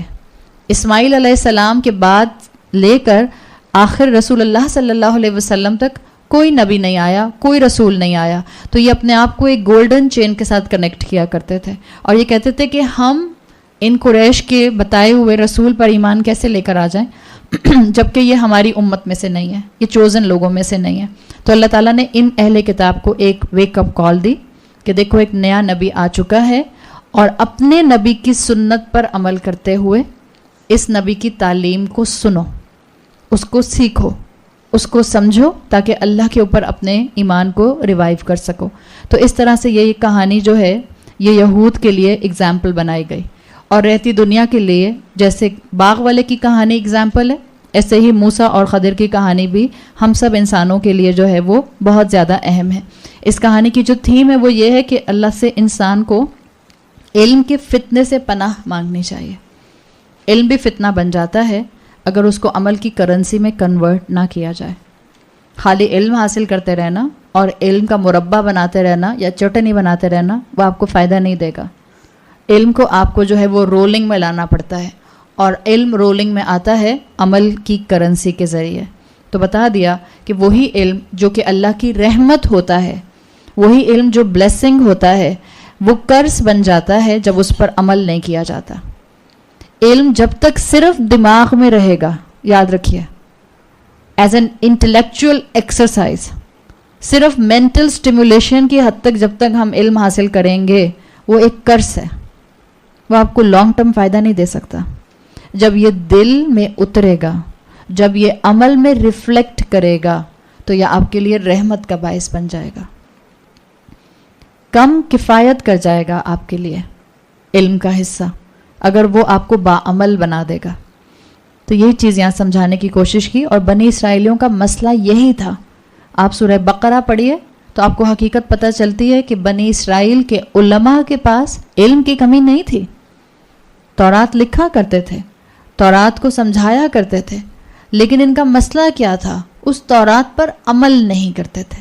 سورۃ الجمعہ کے اندر ان کے اسکالرز کی مثال کو ایک پیرابل سے بیان کیا گیا ہے. اللہ تعالیٰ نے یہ جو آپ کو میں نے بتایا نا کہ علم جب صرف دماغ کی حد تک رہتا ہے تو ایک انٹلیکچوئل ایکسرسائز بنتی ہے اور ایک لعنت بن جاتی ہے. سورہ جمعہ کی آیت نمبر 5 میں اللہ نے فرمایا مثل الذین حملوا التوراۃ, وہ لوگ جن کو کہ تورات کی رسپانسبلٹی دی گئی تھی, ان کی مثال کیسی ہے, ثم لم یحملوها, جب انہوں نے اس رسپانسبلٹی کو نہیں اٹھایا, کمثل الحمار, گدھے کی طرح کی ہے. ان کی مثال بالکل ڈنکیز کی طرح کی ہے, گدھے ہیں وہ. یحمل اسفارا, آپ گدھے کے اوپر میڈیکل کی کتابوں کا بوجھ ڈال دیجئے تو ڈاکٹر گدھا بن جائے گا؟ نہیں. ایسے ہی اگر آپ اور میں کہیں گے کہ ہمارے پاس بہت قرآن کا علم ہے لیکن وہ آپ کی اور میرے عمل میں ریفلیکٹ نہیں کرے گا تو آپ اور میں مومن نہیں بن سکتے. کس کے پاس کس مدرسے کی ڈگری ہے یہ نہیں ڈیفائن کرتی کہ وہ مومن ہے کہ نہیں ہے, اس کا عمل ڈیفائن کرتا ہے کہ وہ مومن ہے یا نہیں ہے. کس کے پاس کتنی بڑی دنیا کی ڈگری ہے اس سے نہیں پتہ چلتا کہ وہ سوفسٹیکیٹڈ انسان ہے. اس کی سوفسٹیکیشن اور اس کی لٹریسی اس وقت پتہ چلے گی جب وہ اس کو پہچان لے جس نے اس کو توفیق دی ہے ڈگری حاصل کرنے کی. بیکار ہیں ورنہ یہ کاغذ کے ٹکڑے, چاہے سیکولر یونیورسٹی کے ہوں یا کسی ریلیجیس یونیورسٹی کے ہوں, جب تک یہ میرے اور آپ کے عمل میں نہیں ڈھلیں گے ہمارے لیے صرف کاغذ کا ٹکڑا ہے. اور کیا حقیقت ہوتی ہے کاغذ کے ٹکڑے کی؟ بس ایک ماچس کی تیلی دکھانے کی ضرورت ہوتی ہے, سیکنڈز میں راکھ ہو جاتا ہے. تو اللہ تعالیٰ نے ان اہل کتاب کو یہاں پر بتا دیا کہ تمہاری جو ایروگنس ہے یہ تم کو اصل میں ہیوملٹی سے, عاجزی سے دور کر دے گی, تمہارے دلوں کو سیل کرنے کا باعث بن جائے گی. اللہ تعالیٰ سے انہوں نے, اللہ کے رسول سے انہوں نے کہا تھا کہ ہمیں ذوالقرنین کی کہانی بتائیے. حالانکہ ہم جانتے ہیں ذوالقرنین کوئی بنی اسرائیلیوں میں سے نہیں تھے، ہاں ایک کنگ تھے. تو اللہ تعالیٰ نے ان سے کہا کہ ایک ایسے کنگ کی بات کیوں پوچھتے ہو جس کو تم خود نہیں جانتے ہو، اس کے بارے میں سوال کیوں نہیں کرتے جس کو تم اچھی طرح جانتے ہو، یعنی موسیٰ علیہ السلام. اور ذوالقرنین کی کہانی اور اس واقعے کے اندر کمپیریزن، اس لیے ان کے درمیان میں خطبہ نہیں آتا. جو اسکالرز کہتے ہیں ان دو میں ایک بہت بڑا کمپیریزن ہے.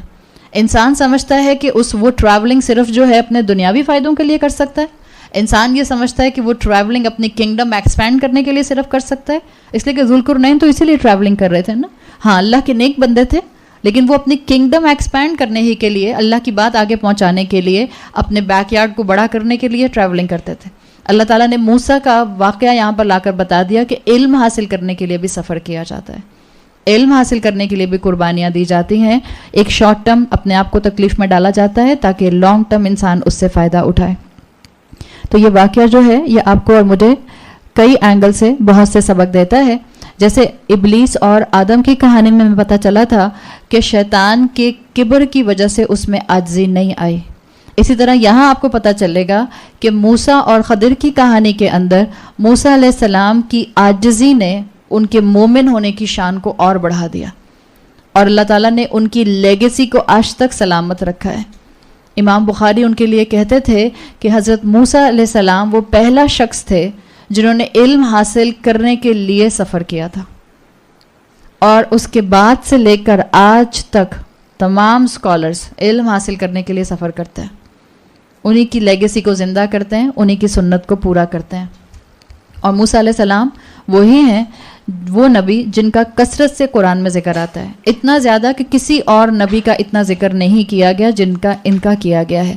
اور یہی وہ واحد نبی ہوں گے جن کے لیے احادیث میں آتا ہے کہ جب تمام انبیاء کھڑے ہوں گے، حساب کتاب کا وقت شروع ہونے والا ہوگا، تو احادیث میں آتا ہے کہ کسی کے پیچھے 15 لوگ ہوں گے، کسی کے پیچھے 20 لوگ ہوں گے، انبیاء کے فالوورز، کسی کے پیچھے جو ہیں وہ 3 ہوں گے، کسی کے پیچھے 2 ہوں گے.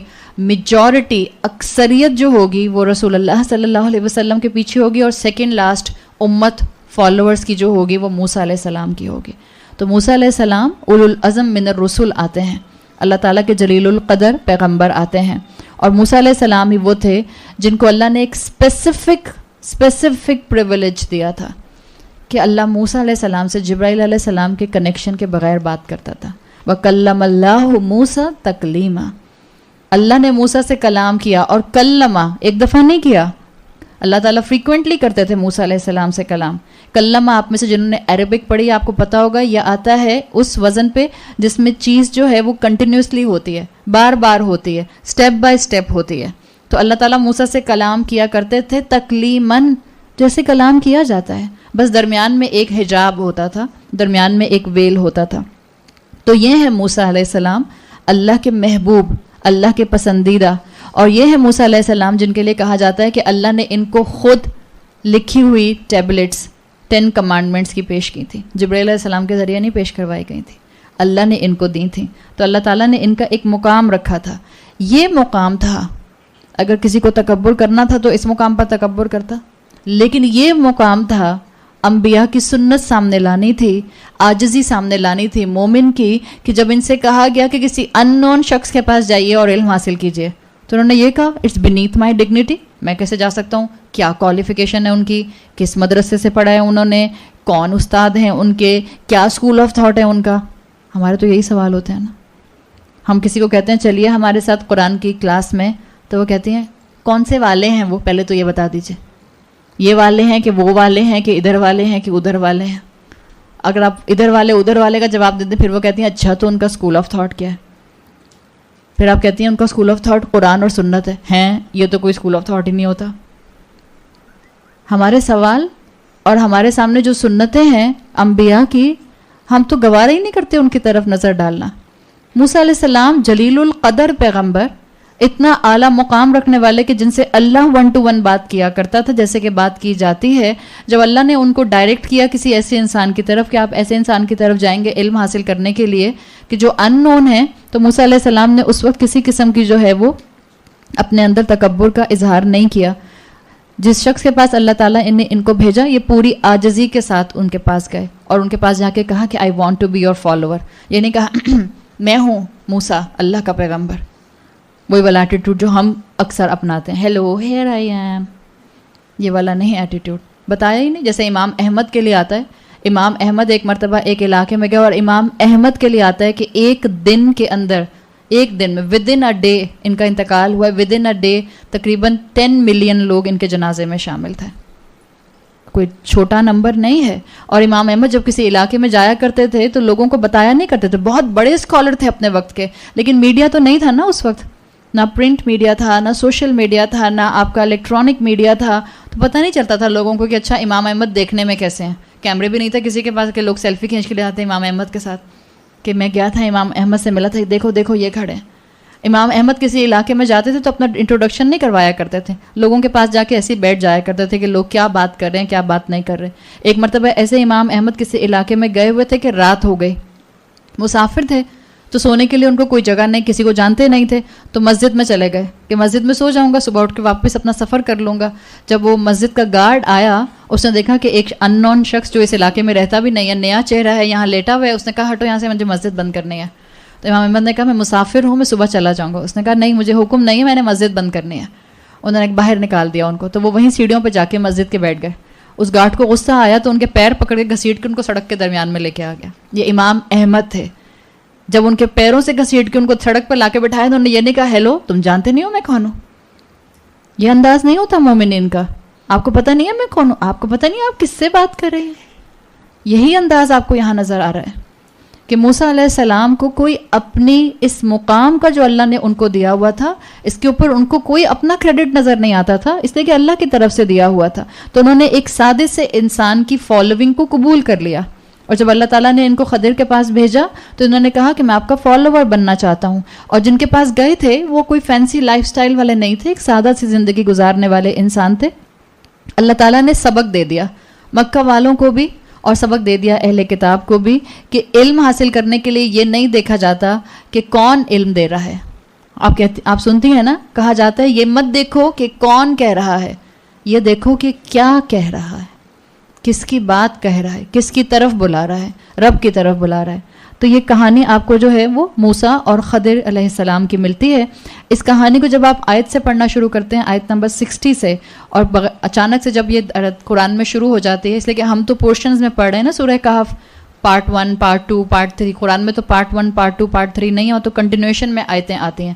تو آپ اس کہانی کو ایک انداز میں دیکھتے ہیں کہ کہانی درمیان میں سے شروع ہوتی ہے. بعض اوقات قرآن کی کہانیاں شروع سے آتی ہیں, بعض آتی ہیں اینڈ سے, بعض اللہ تعالیٰ جو ہے اینڈ بتانے کے بعد پھر بگننگ پر جاتے ہیں. اور اس کہانی میں آپ دیکھیں گے بالکل درمیان میں سے یہ کہانی شروع ہوگی کہ اللہ تعالیٰ نے کہا کہ ہم نے موسیٰ علیہ السلام کو ان کے ایک خادم کے ساتھ بھیجا اور ان کو کہا کہ سمندر کے 2 ملنے کی جگہوں پر چلے جائیں. بالکل درمیان میں سے کہانی شروع ہو رہی ہے. جیسے موویز نہیں شروع ہوتی ایک سین سے اور درمیان میں سے مووی شروع ہو رہی ہوتی ہے. تو مووی بنانے والوں نے وہ سین کی گائیڈنس کیا پتہ قرآن سے ہی لی ہو. کبھی آپ وہ لٹریچر کی گریک مائتھولوجی کی کتابیں پڑھیں جو بچے پڑھتے ہیں آج کل, یا آپ وہ موویز دیکھیں جو کہ گریک مائتھولوجی کے اوپر بنائی جاتی ہیں, گریک کلچر پہ بنائی جاتی ہیں. ساری ایسے لگتا ہے, ایون جو ان کے گاڈز بھی وہ بناتے ہیں, جو وہ اپنے شیطان بھی بناتے ہیں, ایسے لگتا ہے وہ احادیث پڑھ کے بناتے ہیں. آپ کبھی نوٹ کیجئے گا, اگر آپ قرآن اور حدیث پڑھ لیں اور اس کے بعد آپ اس کو آبزرو کریں, بلکہ اپنے بچوں سے پوچھیں وہ آپ کو بتائیں گے, وہ زیادہ اچھا آپ کو ڈسکرائب کریں گے. آپ تو پڑھیں گے, آپ کہیں گے کتنی بورنگ چیزیں میں نہیں پڑھ سکتی. اپنے بچوں سے پوچھیں وہ آپ کو بتائیں گے. تو بالکل جیسے مارکیٹنگ ٹیکنیکس نہیں ہوتی ہیں آج کل سکھائی جاتی ہیں کہ اگر آپ نے بہت ہی جو ہے وہ سکسیزفل ایڈورٹیزمنٹ بنانا ہے تو آپ نے درمیان میں سے ایک چیز شروع کرنی ہے. بالکل یہی سین آپ کو جو ہے وہ موسیٰ علیہ السلام کی اس کہانی میں ملتا ہے کہ ایک کہانی جو کہ درمیان سے شروع ہوتی ہے. اس سے پہلے کہ ہم کہانی شروع کریں, اس کہانی کے 3 مین کریکٹرز ہیں, جس میں ایک ہیں حضرت موسیٰ علیہ السلام, دوسرے ہیں خضر, اور تیسرے ہیں اس میں یوشع بن نون. خضر, خا, داد اور را, ان کو خضر بھی کہتے ہیں. یہ ان کا نام آپ کو قرآن میں نہیں ملتا ہے. اور یوشع بن نون کو بھی یہاں اس کہانی میں یوشع بن نون کے نام سے منشن نہیں کیا گیا, فتح ہو کے نام سے ٹائٹل سے منشن کیا گیا, خادم کے نام سے. موسیٰ علیہ السلام جن کا پورا نام موسیٰ ابن عمران آتا ہے, اور احادیث میں آپ کو اس واقعے کی پوری ڈیٹیل مل جاتی ہے. اللہ تعالیٰ نے ہمیں قرآن میں واقعہ جو ہے وہ سٹیپس میں دیا ہے، بیچ میں سے شروع کیا ہے، لیکن احادیث کے اندر اس واقعے کی شروعات پوری موجود ہیں۔ بخاری کے اندر اللہ کے رسول صلی اللہ علیہ وسلم سے احادیث آتی ہیں جس میں یہ ساری ڈیٹیل موجود ہے کہ یہ واقعہ شروع کیسے ہوا تھا۔ یہ جو کہانی ہے جس میں اللہ تعالیٰ جو ہیں وہ موسیٰ علیہ السلام کے بارے میں بتا رہے ہیں، بعض جیوز یہ کہتے تھے اور آج بھی کہتے ہیں کہ یہ جو کہانی قرآن میں آتی ہے موسیٰ اور خضر کی، یہ اصل میں موسیٰ ابن عمران نہیں ہیں۔ اور وہ یہ کیوں کہتے ہیں؟ اس لیے کہتے ہیں، وہ کہتے ہیں کہ ایک تو یہ کہ موسیٰ علیہ السلام کا یہ ریکارڈ ہسٹری میں موجود نہیں ہے، اور کیونکہ ہسٹری میں موجود نہیں ہے تو وہ کہتے ہیں کہ یہ موسیٰ علیہ السلام نہیں ہو سکتے جن سے اللہ کلام کیا کرتا تھا۔ یہ وہ کہتے ہیں یہ موسیٰ ابن عمران نہیں، یہ موسیٰ ابن منشا ہیں۔ بعض جوئش ٹریڈیشنز کے اندر یہ بات آتی ہے، اور جس کی وجہ سے کچھ تفاسیر میں بھی اس کو مینشن کیا گیا، لیکن ان تفاسیر کی اوتھینٹسٹی، ان کے پاس کوئی اس کی اوتھینٹسٹی نہیں ہے، اس لیے کہ یہ صحیح احادیث سے ٹکرانے والی بات ہے۔ یہ موسیٰ ابن منشا نہیں تھے۔ موسیٰ ابن منشا نام آتا ہے یوسف علیہ السلام کے بیٹے کا۔ یہ موسیٰ ابن منشا کی کہانی نہیں ہے، یہ موسیٰ ابن عمران کی کہانی ہے، اور اسکالرز نے اس کو واضح کیا ہے، اور آپ کو اس کی وضاحت جو ہے اور پوری تفصیل کے ساتھ بخاری کے اندر احادیث سے مل جاتی ہے۔ اور اسی اینگل سے یہاں پر یہ بات پتہ چلتی ہے کہ آپ صرف قرآن کو تھام کر بعض اوقات چیزوں کو نہیں سمجھ سکتے، بلکہ 90% چیزوں کو نہیں سمجھ سکتے۔ قرآن میں آتا ہے کہ جب تم اپنا اللہ کے گھر کا طواف اور سعی کر لو تو اپنے سروں کو مونڈ لو، اپنے سر کو شیو کر لو۔ وہاں تو اللہ نے یہ نہیں کہا کہ مرد شیو کریں گے اور عورتیں شیو نہیں کریں گی۔ جو لوگ کہتے ہیں کہ صرف قرآن کو قرآن سے سمجھا جائے گا، ہاں قرآن کا بعض حصہ قرآن کے بعض حصے کی تفسیر کرتا ہے، نو ڈاؤٹ، لیکن آپ احادیث کو نگلیکٹ کر کے صرف قرآن کے اوپر رہ کر شریعت پر عمل نہیں کر سکتا۔ قرآن کے اندر 5 وقت کی نمازوں کی ترتیب کہاں ہے؟ قرآن میں کہاں بتایا کہ پہلے قیام ہوگا، پھر رکوع ہوگا، پھر سجدہ ہوگا، پھر تم جو ہے دوبارہ کھڑے ہوگے، پھر تشہد کے لیے بیٹھو گے؟ قرآن میں تو یہ سیکوینس موجود نہیں ہے۔ قرآن میں یہ نہیں کہا گیا، بس یہ کہا گیا کہ جب صحیح کر لو تو اپنے سروں کو شیو کر لو۔ تو پھر جو لوگ کہتے ہیں کہ ہم قرآن کو قرآن سے ہی سمجھیں گے، تو وہ عمرہ کرنے کے بعد عورتیں اپنا سر شیو کیوں نہیں کرواتی؟ کیا لاجک ہے ان کے پاس؟ مانیں نہ پھر اس بات کو۔ ہم اپنی مرضی کی بات مانیں گے اور اپنی مرضی کی بات نہیں مانیں گے؟ ایک مومن، صحیح احادیث کا علم رکھنے والا انسان، صحیح قرآن کو سمجھنے والا انسان یہ جانتا ہے کہ اللہ تعالیٰ کا کلام رسول اللہ صلی اللہ علیہ وسلم کی ڈکشنری کے ذریعے سمجھا جاتا ہے، اللہ کے رسول صلی اللہ علیہ وسلم کی سنتیں اور آپ کی صحیح احادیث کی روشنی میں سمجھا جاتا ہے۔ تو یہ واقعہ بھی ہم اللہ کے رسول صلی اللہ علیہ وسلم کی زبانی سن کر ہی بہت اچھی طرح سمجھ سکتے ہیں۔ جہاں تک خضر کا معاملہ ہے، خو کی زبر اور دود کی زیر کے ساتھ میں اس کو بول رہی ہوں، خضر اصل میں نام نہیں ہے، اٹس اے نک نیم، ٹائٹل ہے۔ خو دود را، خضر کہتے ہیں گرین کو، ہرے کو۔ گنبد خضرا کہتی ہیں نا آپ اردو میں، اللہ کے رسول صلی اللہ علیہ وسلم کے روضہ مبارک کو، اس لیے کہتے ہیں اس کو کہ وہ گرین ہے۔ ابن حجر کہتے ہیں کہ خضر ایک شخص کا ٹائٹل تھا، اور یہ ٹائٹل مختلف اسکالرز نے اپنی اپنی رائے دی ہیں۔ حافظ ابن حجر کہتے ہیں کہ ان کا ٹائٹل یہ اس لیے تھا کہ جس جگہ سے خضر جہاں جاتے تھے، جب یہ وہاں سے واپس پلٹتے تھے تو پیچھے سے وہ لینڈ فرٹائل ہو جایا کرتا تھا، گرین ہو جایا کرتا تھا، یعنی وہاں پر اللہ تعالیٰ جو ہیں وہاں پر ویجیٹیشن اگا دیا کرتے، تو اس لیے ان کا ایک ٹائٹل پڑ گیا تھا خضر۔ ایک اور اسکالر آتے ہیں مجاہد کہتے ہیں کہ جہاں پر خضر اللہ کی عبادت کیا کرتے تھے وہ جگہ جب یہاں سے ہٹتے تھے تو وہ گرین ہو جایا کرتی تھی۔ واللہ عالم، یہ مختلف اوپینینز ہیں جو آپ کو ملتے ہیں۔ خضر کی نام کی مختلف پروننسیشنز ہیں، خضر بھی کہا جاتا ہے، خضر بھی کہا جاتا ہے، اور خو اور دود کی پیش کے ساتھ خدر بھی کہا جاتا ہے۔ کوئی بھی آپ کہہ سکتی ہیں، تینوں ویلڈ ہیں، تینوں لیجٹمیٹ ہیں۔ یہ شخص ہیں ایک جن کے لیے آتا ہے کہ یہ موسیٰ علیہ السلام کے ٹائم میں زندہ تھے۔ مسلم امت کے اندر ان کی پرسنالٹی کے اوپر 3 اوپینینز میجرلی آپ کو ملتے ہیں، اور میں میجرلی آپ کے سامنے تینوں اوپینینز رکھ رہی ہوں۔ ایک اوپینین جو پہلی آپ کے سامنے میں رکھوں گی اس سے میں اتفاق نہیں کرتی، اور میجورٹی اسکالرز جو قرآن اور صحیح احادیث کو فالو کرتے ہیں وہ اس کو نہیں مانتے۔ باقی جو 2 اوپینینز ہیں اس کا معاملہ، کیونکہ دونوں سائڈز پر ایویڈنسز قرآن کی موجود دیتے ہیں وہ سیکنڈ اور تھرڈ اوپینین میں، تو واللہ عالم اللہ بہتر جانتا ہے. ہمارے لیے یہ بات اس وقت زیادہ اہم نہیں ہے کہ وہ بائی پرسنالٹی کون تھے اور ان کے لیے جو ہے وہ کیا کیا کریکٹرسٹکس تھیں. ہمارے لیے اہم یہ ہے کہ اللہ جو بتانا چاہ رہا ہے اس واقعے سے ہم وہ سمجھ جائیں. لیکن میں یہاں یہ تینوں اوپینینز آپ کے سامنے صرف اس لیے رکھنا چاہ رہی ہوں اس لیے کہ ہمارے معاشرے میں ان کے بارے میں بہت سی سنی سنائی باتیں اڑتی رہتی ہیں. بہتر ہے قرآن پڑھنے والا قرآن کی روشنی میں اور اسکالرس کی بتائی ہوئی تعلیمات کے مطابق جہاں پر وہ قرآن اور صحیح احادیث کا حوالہ اور ریفرنس دیتے ہیں اس کے حوالے سے بات کو سمجھ جائے. تو ایک اوپینین جو آپ کو ملتی ہے مسلمان امت کے اندر خضر کے بارے میں، ایک گروپ جو مسلمانوں کے اندر مسٹسزم والا گروپ ہے جو کہ بہت زیادہ مسٹری میں انوالو رہنے والا ہے، وہ کہتے ہیں کہ خضر ولی تھے، سینٹ تھے، صوفی تھے. صوفی مائنڈ رکھنے والے لوگ جو ہیں وہ ان کو ولی ڈکلیئر کرنے میں پورے کے پورے بضد ہیں. ان کے مطابق یہ ایک بزرگ تھے، پیر تھے، صوفی تھے، سینٹ تھے.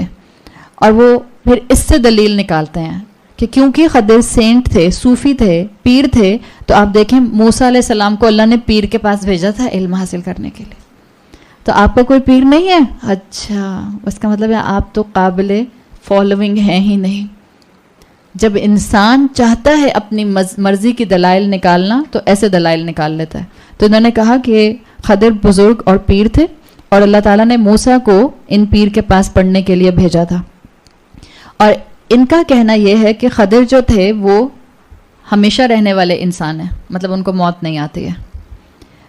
اور ان کے مطابق یہ آج بھی زندہ ہیں اور پیر اور اولیاء کے پاس وزٹ کرتے رہتے ہیں. صحیح، یہ ایک ہی اوپینین چل رہی ہے ابھی اس گروپ کی جو کہ صوفی گروپ ہے زیادہ تر. اور ان کا کہنا یہ ہے جو قرآن کی آیت آتی ہے وَعَلَّمْنَاهُ مِن لَدُنَّا عِلْمًا، اللہ نے کہا کہ ہم نے اس کو اپنے پاس سے خاص علم دیا تھا. تو یہ سارا صوفی سیکٹ جو ہے، یہ جتنا بھی مسٹک گروپ ہے، یہ کہتا ہے کہ خضر کے پاس علم لدنی ہے. لدنی مطلب اللہ نے اپنے پاس سے خاص علم ان کو دیا تھا، یعنی ڈائریکٹ اللہ کے پاس سے ان کو ایک علم کی طاقت جو تھی وہ ملی تھی.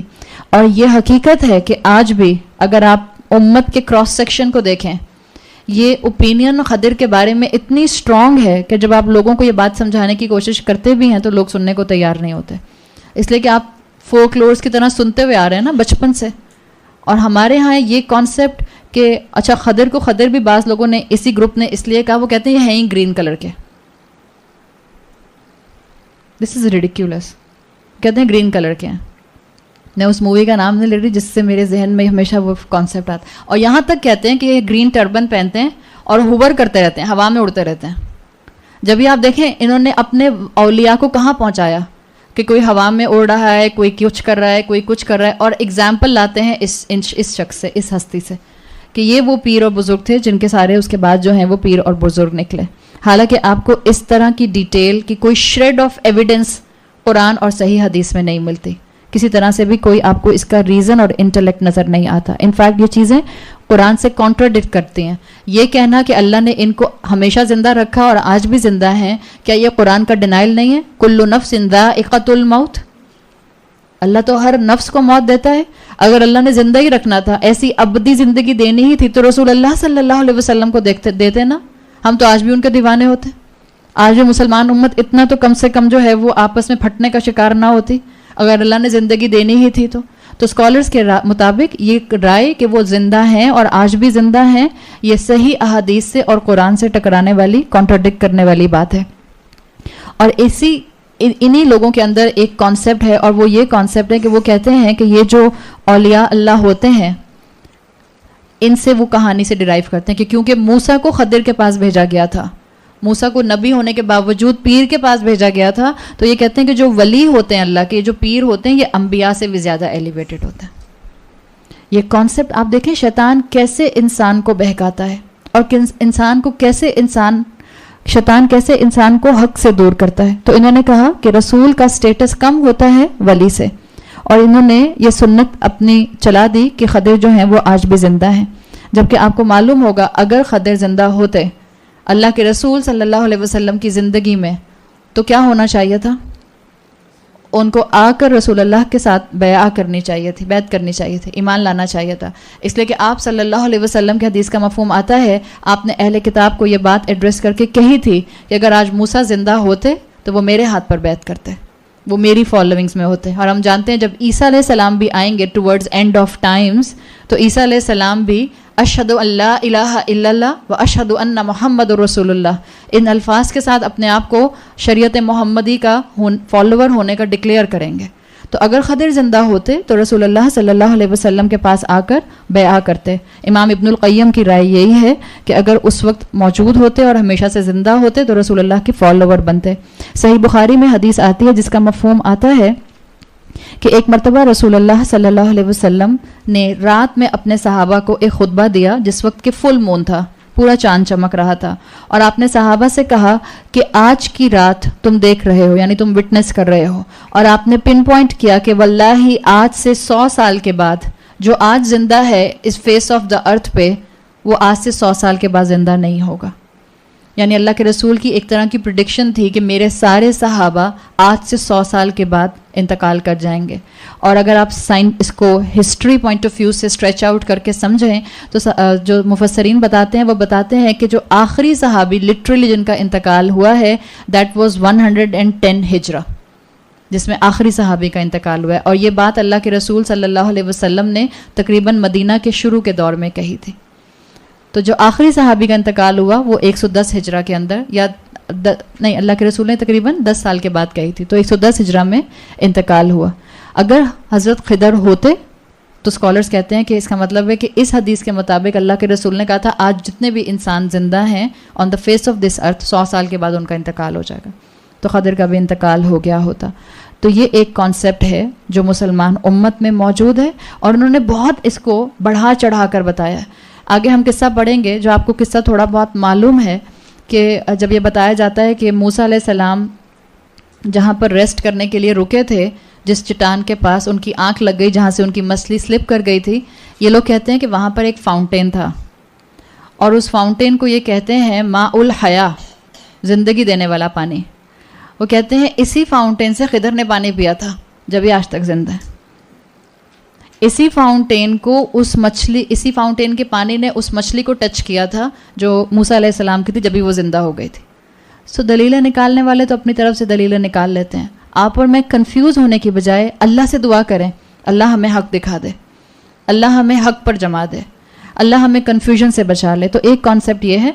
دوسرا کانسیپٹ جو آپ کو اسکالرس کے اندر ملتا ہے وہ اس میں ایک مرتبہ جو اپنی زندگی میں امام ابن تیمیہ نے اس بات کا ذکر کیا کہ حضرت خضر جو تھے وہ اللہ کے نبی تھے، لیکن بعد میں پھر انہوں نے اپنے اس فیصلے سے رجوع کیا اور انہوں نے کہا کہ نہیں، وہ اللہ کے نبی نہیں تھے، وہ اللہ کے ایک نیک بندے تھے، ایک اللہ کے چنے ہوئے نیک انسان تھے. امام قرطبی اور ابن حجر کے مطابق حضرت خضر اللہ کے نبی تھے، ان کا کہنا یہ ہے. اور وہ کہتے ہیں کہ یہ اللہ کی طرف سے کسی دوسری قوم کی طرف بھیجے گئے تھے سائملٹینیسلی، جبکہ بنی اسرائیل کی طرف موسیٰ علیہ السلام کو بھیجا گیا تھا. امام ابن حجر اور امام القرطبی کی یہ رائے ہے. اور وہ کہتے ہیں کہ یہ وہ کس بیسس پہ کہتے ہیں؟ وہ کہتے ہیں یقیناً ایک نبی کے پاس جو علم ہوتا ہے ضروری نہیں ہے وہ دوسرے کے پاس بھی ہو.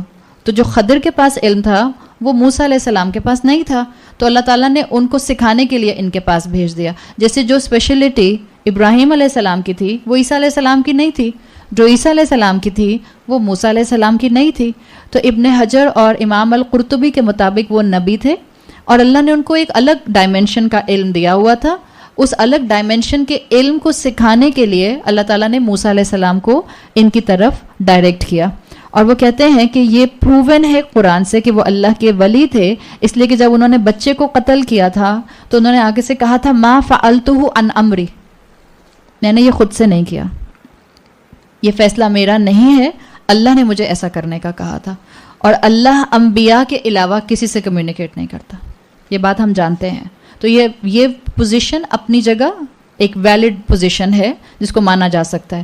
پھر وہ کہتے ہیں یہی پوزیشن رکھنے والے کہ قرآن میں یہ جو کہا گیا ہے وَعَلَّمْنَاهُ مِن لَدُنَّا عِلْمًا، اللہ نے کہا کہ ہم نے اس کو خاص اپنے پاس سے علم دیا تھا. یہ بھی اس بات کا پروف ہے کہ اللہ انبیاء کے علاوہ کسی کو ڈائریکٹ پڑھاتا نہیں ہے، سکھاتا نہیں ہے. یہ تو ہم سب جانتے ہیں نا کہ انبیاء ہی کو اللہ کے ذریعے سکھایا جاتا ہے. تو یہ ایویڈنس بیسڈ رائے ہے. جو نمبر 2 اوپینین ہے کہ خضر جو تھے وہ اللہ کے ایک نبی تھے اور ان کا ایک مقام تھا. یہ ایک رائے اپنی جگہ پر ہے جس کو آپ کو میں نے بتا دیا. امام نبوی نے بھی اپنی زندگی میں ایک پوائنٹ پر یہ بات ایڈمٹ کی تھی کہ خضر جو تھے وہ اللہ کے نبی تھے. امام رازی بھی اس بات کو مانتے ہیں, امام علوسی بھی اس بات کو مانتے ہیں. تو ایک لیجٹمیٹ اسکالرس کی رائے موجود ہے. جو تیسری رائے ہے امت کے اندر اور کلاسیکل اسکالرس کے اندر آپ کو ملتی ہے صحیح احادیث اور قرآن کی روشنی میں, اس میں ابن کثیر, امام الطبری اور امام البغوی یہ تینوں آتے ہیں. اور ابن کثیر, امام الطبری اور امام بغوی, با غین واو یا بغوی, وہ کہتے ہیں کہ نہ یہ صوفی تھے, یعنی نہ یہ پیر تھے اور نہ ہی یہ نبی تھے, بس یہ اللہ کا ایک نیک بندہ تھے. ان اسکالرس کی رائے یہ ہے کہ یہ اللہ کا ایک نیک بندہ تھے, یعنی انہوں نے نبی ہونے کو بھی ڈینائی کیا ہے. انہوں نے کہا کہ یہ ولی کی پوزیشن پہ نہیں تھے اور نبی کی پوزیشن پر بھی نہیں تھے, بس ایک اللہ کا نیک بندہ تھے. ہمارے ہاں دیکھیں ولی کی ٹرم کو ڈسٹارٹ کیا گیا ہے. قرآن بھی ولی کی ٹرم, اولیاء اللہ کی ٹرم استعمال کرتا ہے, لیکن اولیاء اللہ کا مطلب یہ نہیں ہوتا کہ اب وہ شریعت سے ہٹ گئے. آپ اگر ان کے بارے میں پڑھیں کتابوں کے اندر, تفاسیر کے اندر, تو خضر کے بارے میں جو مسٹک اسکول آف تھاٹ ہے وہ لکھتا ہے کہ کیونکہ خضر, انہوں نے کیا کیا تھا, انہوں نے ایک کسی کی پراپرٹی میں کشتی میں سوراخ کیا تھا, جو کہ موسیٰ علیہ السلام کی شریعت میں کسی کی پراپرٹی کا نقصان پہنچانا حرام تھا. انہوں نے ایک بچے کو قتل کیا تھا, موسیٰ علیہ السلام کی شریعت میں کسی انسان کو قتل کرنا بغیر کسی شریعہ حدود کے یہ حرام تھا. تو یہ جو مسٹک اسکول آف تھاٹ ہے, انہوں نے کہا کہ خضر جو تھے وہ اتنے اونچے سینٹ تھے, اتنے اونچے ولی تھے کہ وہ شریعت کی باؤنڈری سے باہر نکل چکے تھے. اور یہ ہے ولی اللہ کا کانسیپٹ جو کہ ڈسٹارٹیڈ کانسیپٹ ہے کہ ولی اللہ جو ہوتا ہے وہ ایک ایسے لیول پر چلا جاتا ہے, پیر ایک ایسے لیول پر چلا جاتا ہے جس کو پھر نمازیں پڑھنے کی بھی ضرورت نہیں ہوتی. اور ہمارے یہاں بھرمار ہے ایسے پیروں کی. اللہ ہمارے سارے پیروں کو ہدایت دے جو نمازیں نہیں پڑھتے 5 وقت کی, اور لوگ ان کے پیروں میں آ کر سجدے کر رہے ہوتے ہیں اور کیا سمجھ رہے ہوتے ہیں بڑا نیک انسان ہے. اور اگر آپ ان سے سوال کریں کہ آپ کا پیر نماز نہیں پڑھتا, ارے نماز پڑھنے کی ان کو کیا ضرورت, بہت پہنچے ہوئے ہیں. اتنا بگاڑ کہ ان کے ہاں یہ تک کانسیپٹ آ گیا کہ انہوں نے کہا کہ جو ولی ہوتے ہیں وہ قدر کو بدل سکتے ہیں. اللہ تعالیٰ مغفرت فرمائے عبد القادر جیلانی کی رحمۃ اللہ علیہ. یقیناً انہوں نے نہیں یہ بات اپنے لیے کہی ہوگی, لیکن کہنے والوں نے یہاں تک کہا کہ عبد القادر جیلانی جا کر لوح محفوظ میں قدر کو تبدیل کر سکتے ہیں. اس سے بڑا شرک ہم کیا کریں گے, اس سے بڑا ظلم ہم کیا کریں گے, اس سے بڑا افتراء علی اللہ ہماری زبانوں سے کیا نکلے گا. اب آپ دیکھیں کتنی ضرورت ہے اس پیغام کو عام کرنے کی. اور یہ جو سارے کانسیپٹ ہیں یہ آپ کے ماسز میں موجود ہیں, روٹس میں موجود ہیں. آپ اپنے گھروں میں کام کرنے والی میڈ سے پوچھ لیجئے, وہ آپ کو بتائیں گے. اور آپ مڈل کلاس میں چلے جائیے, وہ آپ کو بتائیں گے. ماسز میں موجود ہیں, یہ لوگوں کے اندر بیٹھے ہوئے ہیں. لوگ کہتے ہیں ہاں ولی اللہ ایسے ہی ہوتے ہیں, اللہ کے پہنچے ہوئے بزرگ. یہ پہنچے ہوئے بزرگ کا مطلب ہی کیا ہے, کہاں پہنچے ہوئے ہیں؟ یعنی وہ اس لیول پر پہنچے ہوئے ہیں جہاں وہ عام لوگوں کی شریعت کے دائرے میں نہیں آتے, فرائض سے اوپر اٹھ گئے ہیں. یہ پہنچا ہوا کہنا کسی کو یہی پرابلمٹک ہے. کہاں پہنچی ہوئے ہیں آپ؟ میں آپ سے کہوں آپ بہت پہنچی ہوئی ہیں, آپ پوچھیں گے نہیں کہاں پہنچی ہوئی ہوں, میں تو یہیں بیٹھی ہوئی ہوں. میں کہاں پہنچی ہوئی ہوں؟ اس پہنچے ہوئے کہنے کی ٹرمینالوجی میں ہی پرابلم ہے. ہاں اللہ کے ولی اسپرچولی اللہ کے قریب ہوتے ہیں, اللہ کا خوف زیادہ رکھتے ہیں, اللہ سے محبت زیادہ کرتے ہیں, گناہوں سے دور رہنے کی کوشش کرتے ہیں, اپنی روح کو اس حقیقت تک لے کر جاتے ہیں جو کہ اللہ نے ان کی فطرت میں ڈالا ہے. یہ کوالٹیز ہیں, لیکن ان نیچرل کوالٹیز ان کے ساتھ نہیں جوڑی جا سکتی, مگر لوگوں نے جوڑی. انہوں نے کہا کہ کیونکہ خضر جو تھے وہ ولی تھے, پیر تھے اور بہت پہنچے ہوئے تھے, تو دیکھیں انہوں نے بچہ بھی قتل کر دیا, پراپرٹی کو نقصان بھی پہنچا دیا. حالانکہ اگر کسی کی عقل کام کر سکتی ہے تو کام کرے. موسیٰ علیہ السلام بنی اسرائیلیوں کی طرف رسول بن کے آئے تھے. موسیٰ علیہ السلام اس فیس آف دا ارتھ پہ جتنے بھی اس وقت انسان تھے ان سب کے لیے رسول بن کے نہیں آئے تھے. رسول اللہ صلی اللہ علیہ وسلم پوری انسانیت کے لیے رسول بن کر آئے ہیں. آپ کی شریعت ہر انسان مانے گا جو اپنے آپ کو مسلم کہے گا. لیکن جو اپنے آپ کو مسلم کہے میں اللہ کا بندہ ہوں، کہے میں ایک اللہ کو مانتا ہوں، اور موسیٰ علیہ السلام کے دور میں موجود تھا اور جیوز میں نہیں تھا، بنی اسرائیلیوں میں نہیں تھا، یا آل فرعون میں بھی نہیں تھا، اس کے اوپر موسیٰ علیہ السلام کی شریعت کے رولز اپلائی نہیں ہو سکتے. تو یہ خضر کا معاملہ، ان کی الگ شریعت تھی، ان کا الگ معاملہ تھا، ان کو اللہ نے الگ حکم دیا ہوا تھا. امام بخاری کے مطابق جو جتنے بھی حدیث کے اسکالرز ہیں ان کی نظر میں ان کا انتقال ہو چکا ہے. امام احمد کہا کرتے تھے اگر کوئی کہے کہ خضر زندہ ہیں اور وہ کہے کہ آج بھی زندہ ہیں، انما القى هذا الشیطان، شیطان اس کو یہ بات سمجھا رہا ہے، شیطان اس پر یہ بات القا کر رہا ہے. تو کوئی بیس نہیں ہے اور کوئی ایویڈنس نہیں ہے اس بات کی کہ یہ کہا جائے کہ وہ ابھی تک زندہ ہیں. ان کو ایلیویٹ کرنے کی ضرورت نہیں ہے. آپ اگر صوفی کتابیں پڑھیں تو اس میں وہ لکھتے ہیں کہ صوفی نبی سے زیادہ ایلیویٹڈ ہوتا ہے، اور لکھتے ہیں مقام و نبوتی فی برزخ فوق الرسول و دون الولی. ولی جو ہوتا ہے اپنی عبادت کی وجہ سے نبی سے بھی آگے چلا جاتا ہے. اور یہ جرت کس نے دی؟ جبکہ اللہ قرآن میں کہتا ہے کہ نبی اور انبیاء اللہ کے چنے ہوئے لوگ ہوتے ہیں. اللہ نے قرآن میں کیوں نہیں کہا کہ ولی اللہ کے چنے ہوئے لوگ ہوتے ہیں؟ اللہ نے کہا ولی اللہ سے ڈرنے والے ہوتے ہیں، اور جو اللہ سے ڈرنے والا ہوتا ہے وہ اللہ پر جھوٹ نہیں باندھ سکتا. تو یہاں یہ بات واضح کر دی گئی. جو تینوں اوپینینز آپ کے سامنے آ گئی ہیں کہ نہ وہ پیر تھے، نہ وہ سینٹ تھے، نہ وہ صوفی تھے. دو لیجیٹمیٹ اوپینینز موجود ہیں. بعض اسکالرز کہتے ہیں قرآن کی روشنی میں کہ وہ نبی تھے کیونکہ اللہ صرف انبیاء کو ڈائریکٹ پڑھاتا ہے، اور بعض اسکالرز نے کہا کہ نہیں، وہ اللہ کا نیک بندہ تھے اور اللہ تعالیٰ نے ان کو اپنے پاس سے خاص علم دیا ہوا تھا. یہ دو سیکنڈ اور تھرڈ لیجیٹمیٹ اوپینینز ہیں. آپ ان میں سے جن کو فالو کرنا چاہیں آپ فالو کر سکتے ہیں. عربی میں ایک کتاب ہے امام ابن القیم الجوزی کی، اجالۃ المنتظر فی شرح الحال الخضر. اگر کسی میں ہمت ہے تو پڑھیے، انہوں نے بہت بہترین دلائل دیے ہیں اس کے اندر کہ خضر اصل میں تھے کون، کیا تھے وہ، اور ان کی حقیقت کیا تھے. اللہ تعالیٰ اتنی بات ہمیں ضرور بتا چکا ہے قرآن کے اندر کہ عالم الغیب، مکمل عالم الغیب. کیا رسول اللہ تھے؟ انبیاء ہوتے تھے، رسول ہوتے تھے. رسول، انبیاء اور رسول اللہ صلی اللہ علیہ وسلم انکلوڈنگ رسول اللہ بھی عالم الغیب نہیں تھے. عالم الغیب صرف اللہ ہے. جتنا علم اللہ ان کو دے دیا کرتا تھا بس اتنا علم ان کے پاس ہوا کرتا تھا. یہی معاملہ خضر کا بھی تھا. اللہ تعالیٰ نے ان کو عالم الغیب نہیں بنایا تھا. امام طبری کہتے ہیں عبدم من عباد اللہ، وہ اللہ کے بندے تھے، اللہ کے بندوں میں سے. وہ علم و رحمت، جن کو اللہ نے اپنی خاص رحمت، بلیسنگ اور اپنی طرف سے علم عطا کیا ہوا تھا. تو آپ کا اور میرا کام بھی یہی ہے کہ ہم بیس لیس کویسچنس کی کھوج میں نہ جائیں، اور یہ بات ضرور دیکھیں کہ اللہ تعالیٰ ہمیں اس کہانی سے سکھانا کیا چاہ رہا ہے. مومن کا کام یہ ہوتا ہے کہ اپنا فوکس اس بات پر کر لے جس سے وہ فائدہ حاصل کرے گا عملی اعتبار سے. کیا موسیٰ علیہ السلام کا خضر کے پاس جا کر علم حاصل کرنا یہ بات شو کر رہا ہے کہ خضر علم میں موسیٰ سے زیادہ تھے؟ یہ نہیں شو کر رہا.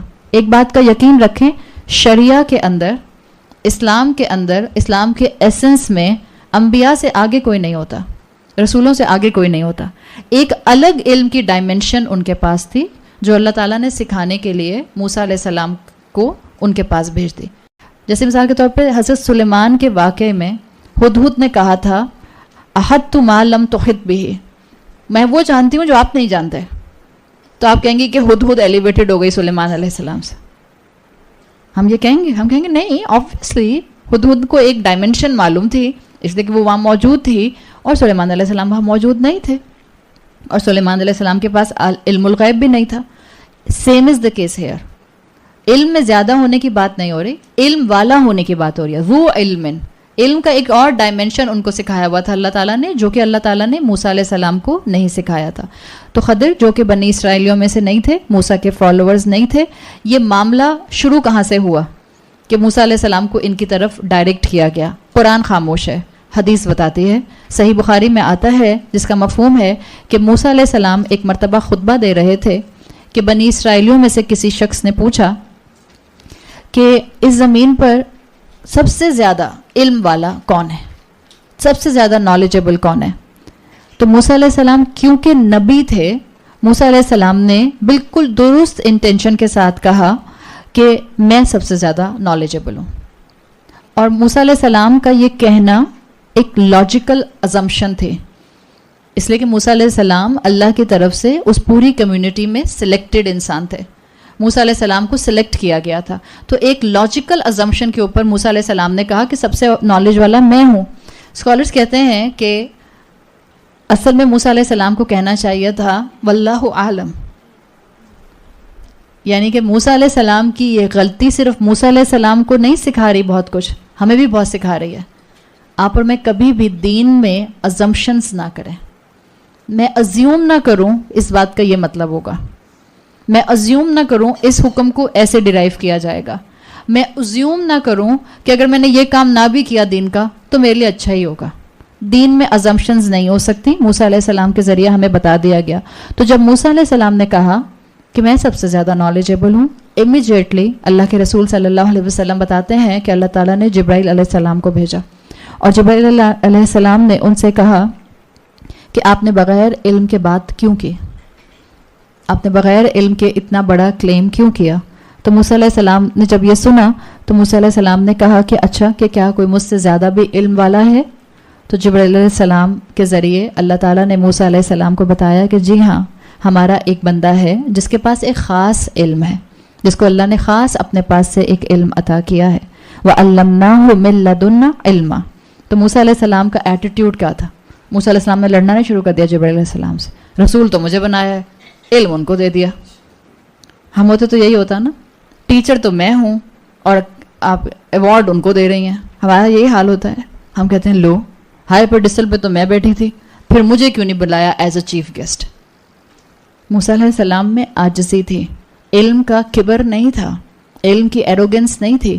موسیٰ علیہ السلام کو جب جبرائیل علیہ السلام نے کہا کہ ہاں اللہ کا ایک بندہ ہے جس کو اللہ نے اپنے پاس سے ایک خاص علم دیا ہے، تو موسیٰ نے کہا وَكَيْفَ لِي بِهِ، میں کیسے ان تک پہنچ سکتا ہوں فوراً کہ مجھے وہ علم حاصل کرنا ہے، مجھے وہ چیز جو ہے وہ درکار ہے. یہ ہے نبی کا ایٹیٹیوڈ. جہاں سے علم ملے دوڑیں.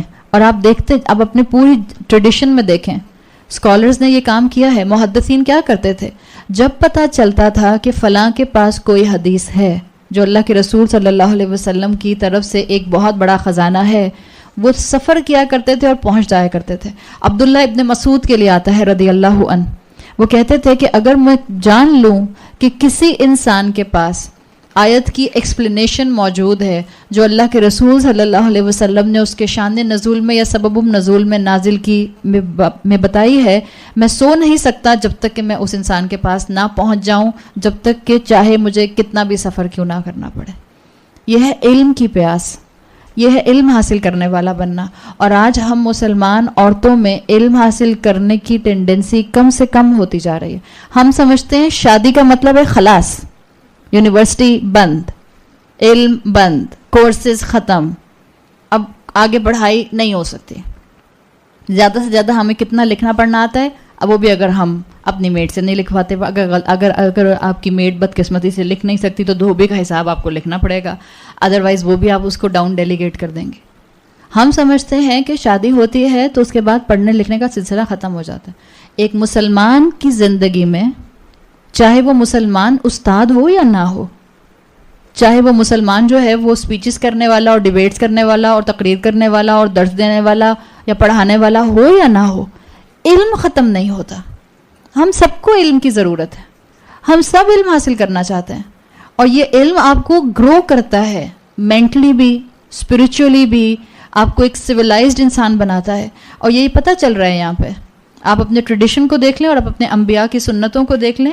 انبیاء جو تھے وہ علم حاصل کرنے کے لیے دور دراز کے سفر کیا کرتے تھے، اور موسیٰ علیہ السلام اس کی بہترین مثال ہیں. تو اللہ تعالیٰ کے ذریعے ان کو بتایا گیا کہ ہمارا ایک بندہ ہے جس کے پاس علم ہے. موسیٰ علیہ السلام نے اجازت مانگی کہ آپ اللہ تعالیٰ مجھے اجازت دیں تاکہ میں ان کے پاس جا کر جو ہوں وہ اسٹڈی کر سکوں. پھر اللہ تعالیٰ سے انہوں نے پوچھا کہ یہ شخص مجھے کہاں ملے گا، تو اللہ نے کہا کہ دو سمندروں کے جنکشن پر آپ کو یہ ملے گا. جہاں جو دو سمندر آپس میں ملتے ہیں اس مقام پر یہ شخص آپ کو ملے گا. اب ایک جو تیسری پرسنالٹی ہے اس کہانی کے اندر وہ ہے یوشع بن نون کی. یوشع بن نون جس وقت کا یہ واقعہ ہے اس میں ایک نوجوان تھے، ان کی کوئی بہت بڑی عمر نہیں تھی. وہ نوجوان ایک ٹین ایج لڑکے کی عمر کے تھے اور چھوٹی عمر کے تھے.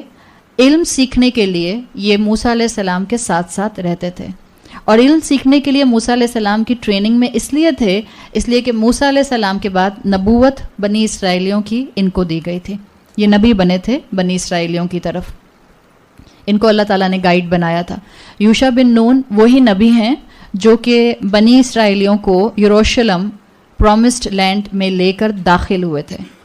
موسیٰ علیہ السلام کی تمنا ضرور تھی ان اپنے اس امت کو، بنی اسرائیلیوں کو لے کر یروشلم میں داخل ہونے کی، لیکن اللہ تعالیٰ نے ان کو یروشلم دور سے تو دکھایا تھا لیکن وہ داخل نہیں ہو سکے تھے اس ارض مقدس میں۔ موسیٰ علیہ السلام، ان کا اس سے پہلے انتقال ہو گیا تھا۔ میرا خیال ہے شاید موسیٰ علیہ السلام کی جو قبر ہے وہ بھی شاید اسی علاقے میں، یروشلم کے باہر ہی کہیں اسی علاقے میں ملتی ہے، اس لیے کہ وہ داخل نہیں ہو سکے تھے۔ اللہ تعالیٰ نے یوشع بن نون کی قیادت میں بنی اسرائیلیوں کو اس ارض مقدس پر، اس یروشلم میں جو کہ فلسطین کا علاقہ ہے، اس میں داخل کیا تھا۔ رسول اللہ صلی اللہ علیہ وسلم کی احادیث بتاتی ہیں کہ یوشع بن نون ہی وہ شخص ہیں جن کے لیے آتا ہے کہ اللہ تعالیٰ نے 2 ہی مرتبہ سورج کو فریز کیا تھا۔ ایک واقعہ آپ کو رسول اللہ کی سنت میں ملتا ہے، سیرت میں، اور ایک واقعہ آپ کو یوشع بن نون کے ساتھ ملتا ہے۔ جس وقت یوشع بن نون جو ہیں وہ اپنی قوم کے ساتھ، ایک عمالقہ قوم کے ساتھ جس وقت جنگ کر رہے تھے، اور یہ جمعے کی رات تھی جس میں جنگ ہو رہی تھی، اور اس کے فوراً بعد ان کو اس ارض مقدس میں داخل ہونا تھا۔ اگلا دن ہفتہ تھا، ہفتہ سبت کا دن تھا، اور سبت کا دن ان میں جو تھا وہ عبادت کا دن ہوتا تھا۔ اور آپ کو بتایا تھا، یا آپ کو معلوم ہوگا پہلے بھی، کہ جو سبت کا دن ان میں ہوتا تھا، ان کا ہولی ڈے، جیسے ہمارا ہولی ڈے فرائیڈے ہوتا ہے، ہمارے لیے جو ہے وہ جمعے کی نماز کے بعد کاروبار کرنے کی اجازت ہے۔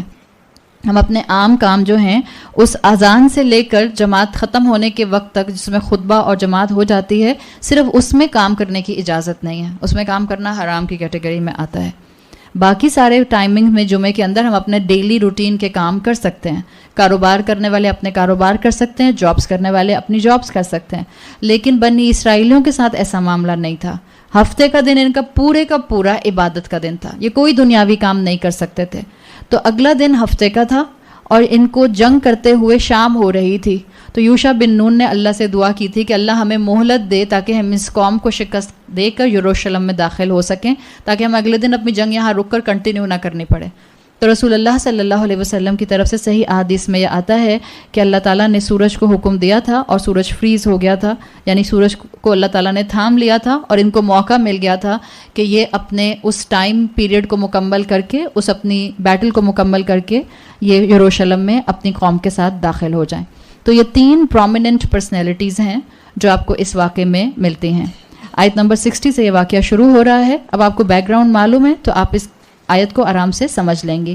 اللہ تعالیٰ نے فرمایا وَإِذْ قَالَ مُوسَىٰ لِفَتَاهُ، اور یاد کرو تم سب جب موسیٰ نے اپنے خادم سے کہا، اور یہ فتاہ جو آیا ہے، خادم آیا ہے یوشع بن نون کے لیے، قرآن نے ان کا نام مینشن نہیں کیا۔ یہ جو کہانی ہے اس وقت جو یہاں آ رہی ہے، اس کے تقریباً 40 سے 60 سال کے بعد یہ واقعہ ہوا تھا، جس میں بنی اسرائیلیوں کو لے کر یوشع بن نون جو تھے وہ فلسطین میں داخل ہوئے تھے، ارض مقدس میں۔ تو یہاں پر یہ ایک ینگ عمر کے نوجوان تھے جو کہ ٹریننگ کے لیے موسیٰ علیہ السلام کے ساتھ ساتھ تھے، اور روایات سے پتہ چلتا ہے کہ موسیٰ علیہ السلام کا یہ جو سفر تھا، اس کا علم صرف انہی کو تھا۔ اللہ کی طرف سے ان کو حکم دیا گیا تھا کہ آپ یوشع بن نون کو اپنے ساتھ لے کر اس سفر میں جائیے۔ باقی بنی اسرائیلی نہیں جانتے تھے کہ موسیٰ علیہ السلام کس سفر پہ گئے ہیں۔ جب بھی ان میں سے کافی بڑا سیکٹ ڈینائی کرتا ہے کہ یہ واقعہ جو قرآن میں آتا ہے یہ موسیٰ ابن عمران کا نہیں ہے، یہ موسیٰ ابن منشا کا ہے، کیونکہ ان کے پاس ہسٹری ریکارڈز نہیں ہیں اس کے۔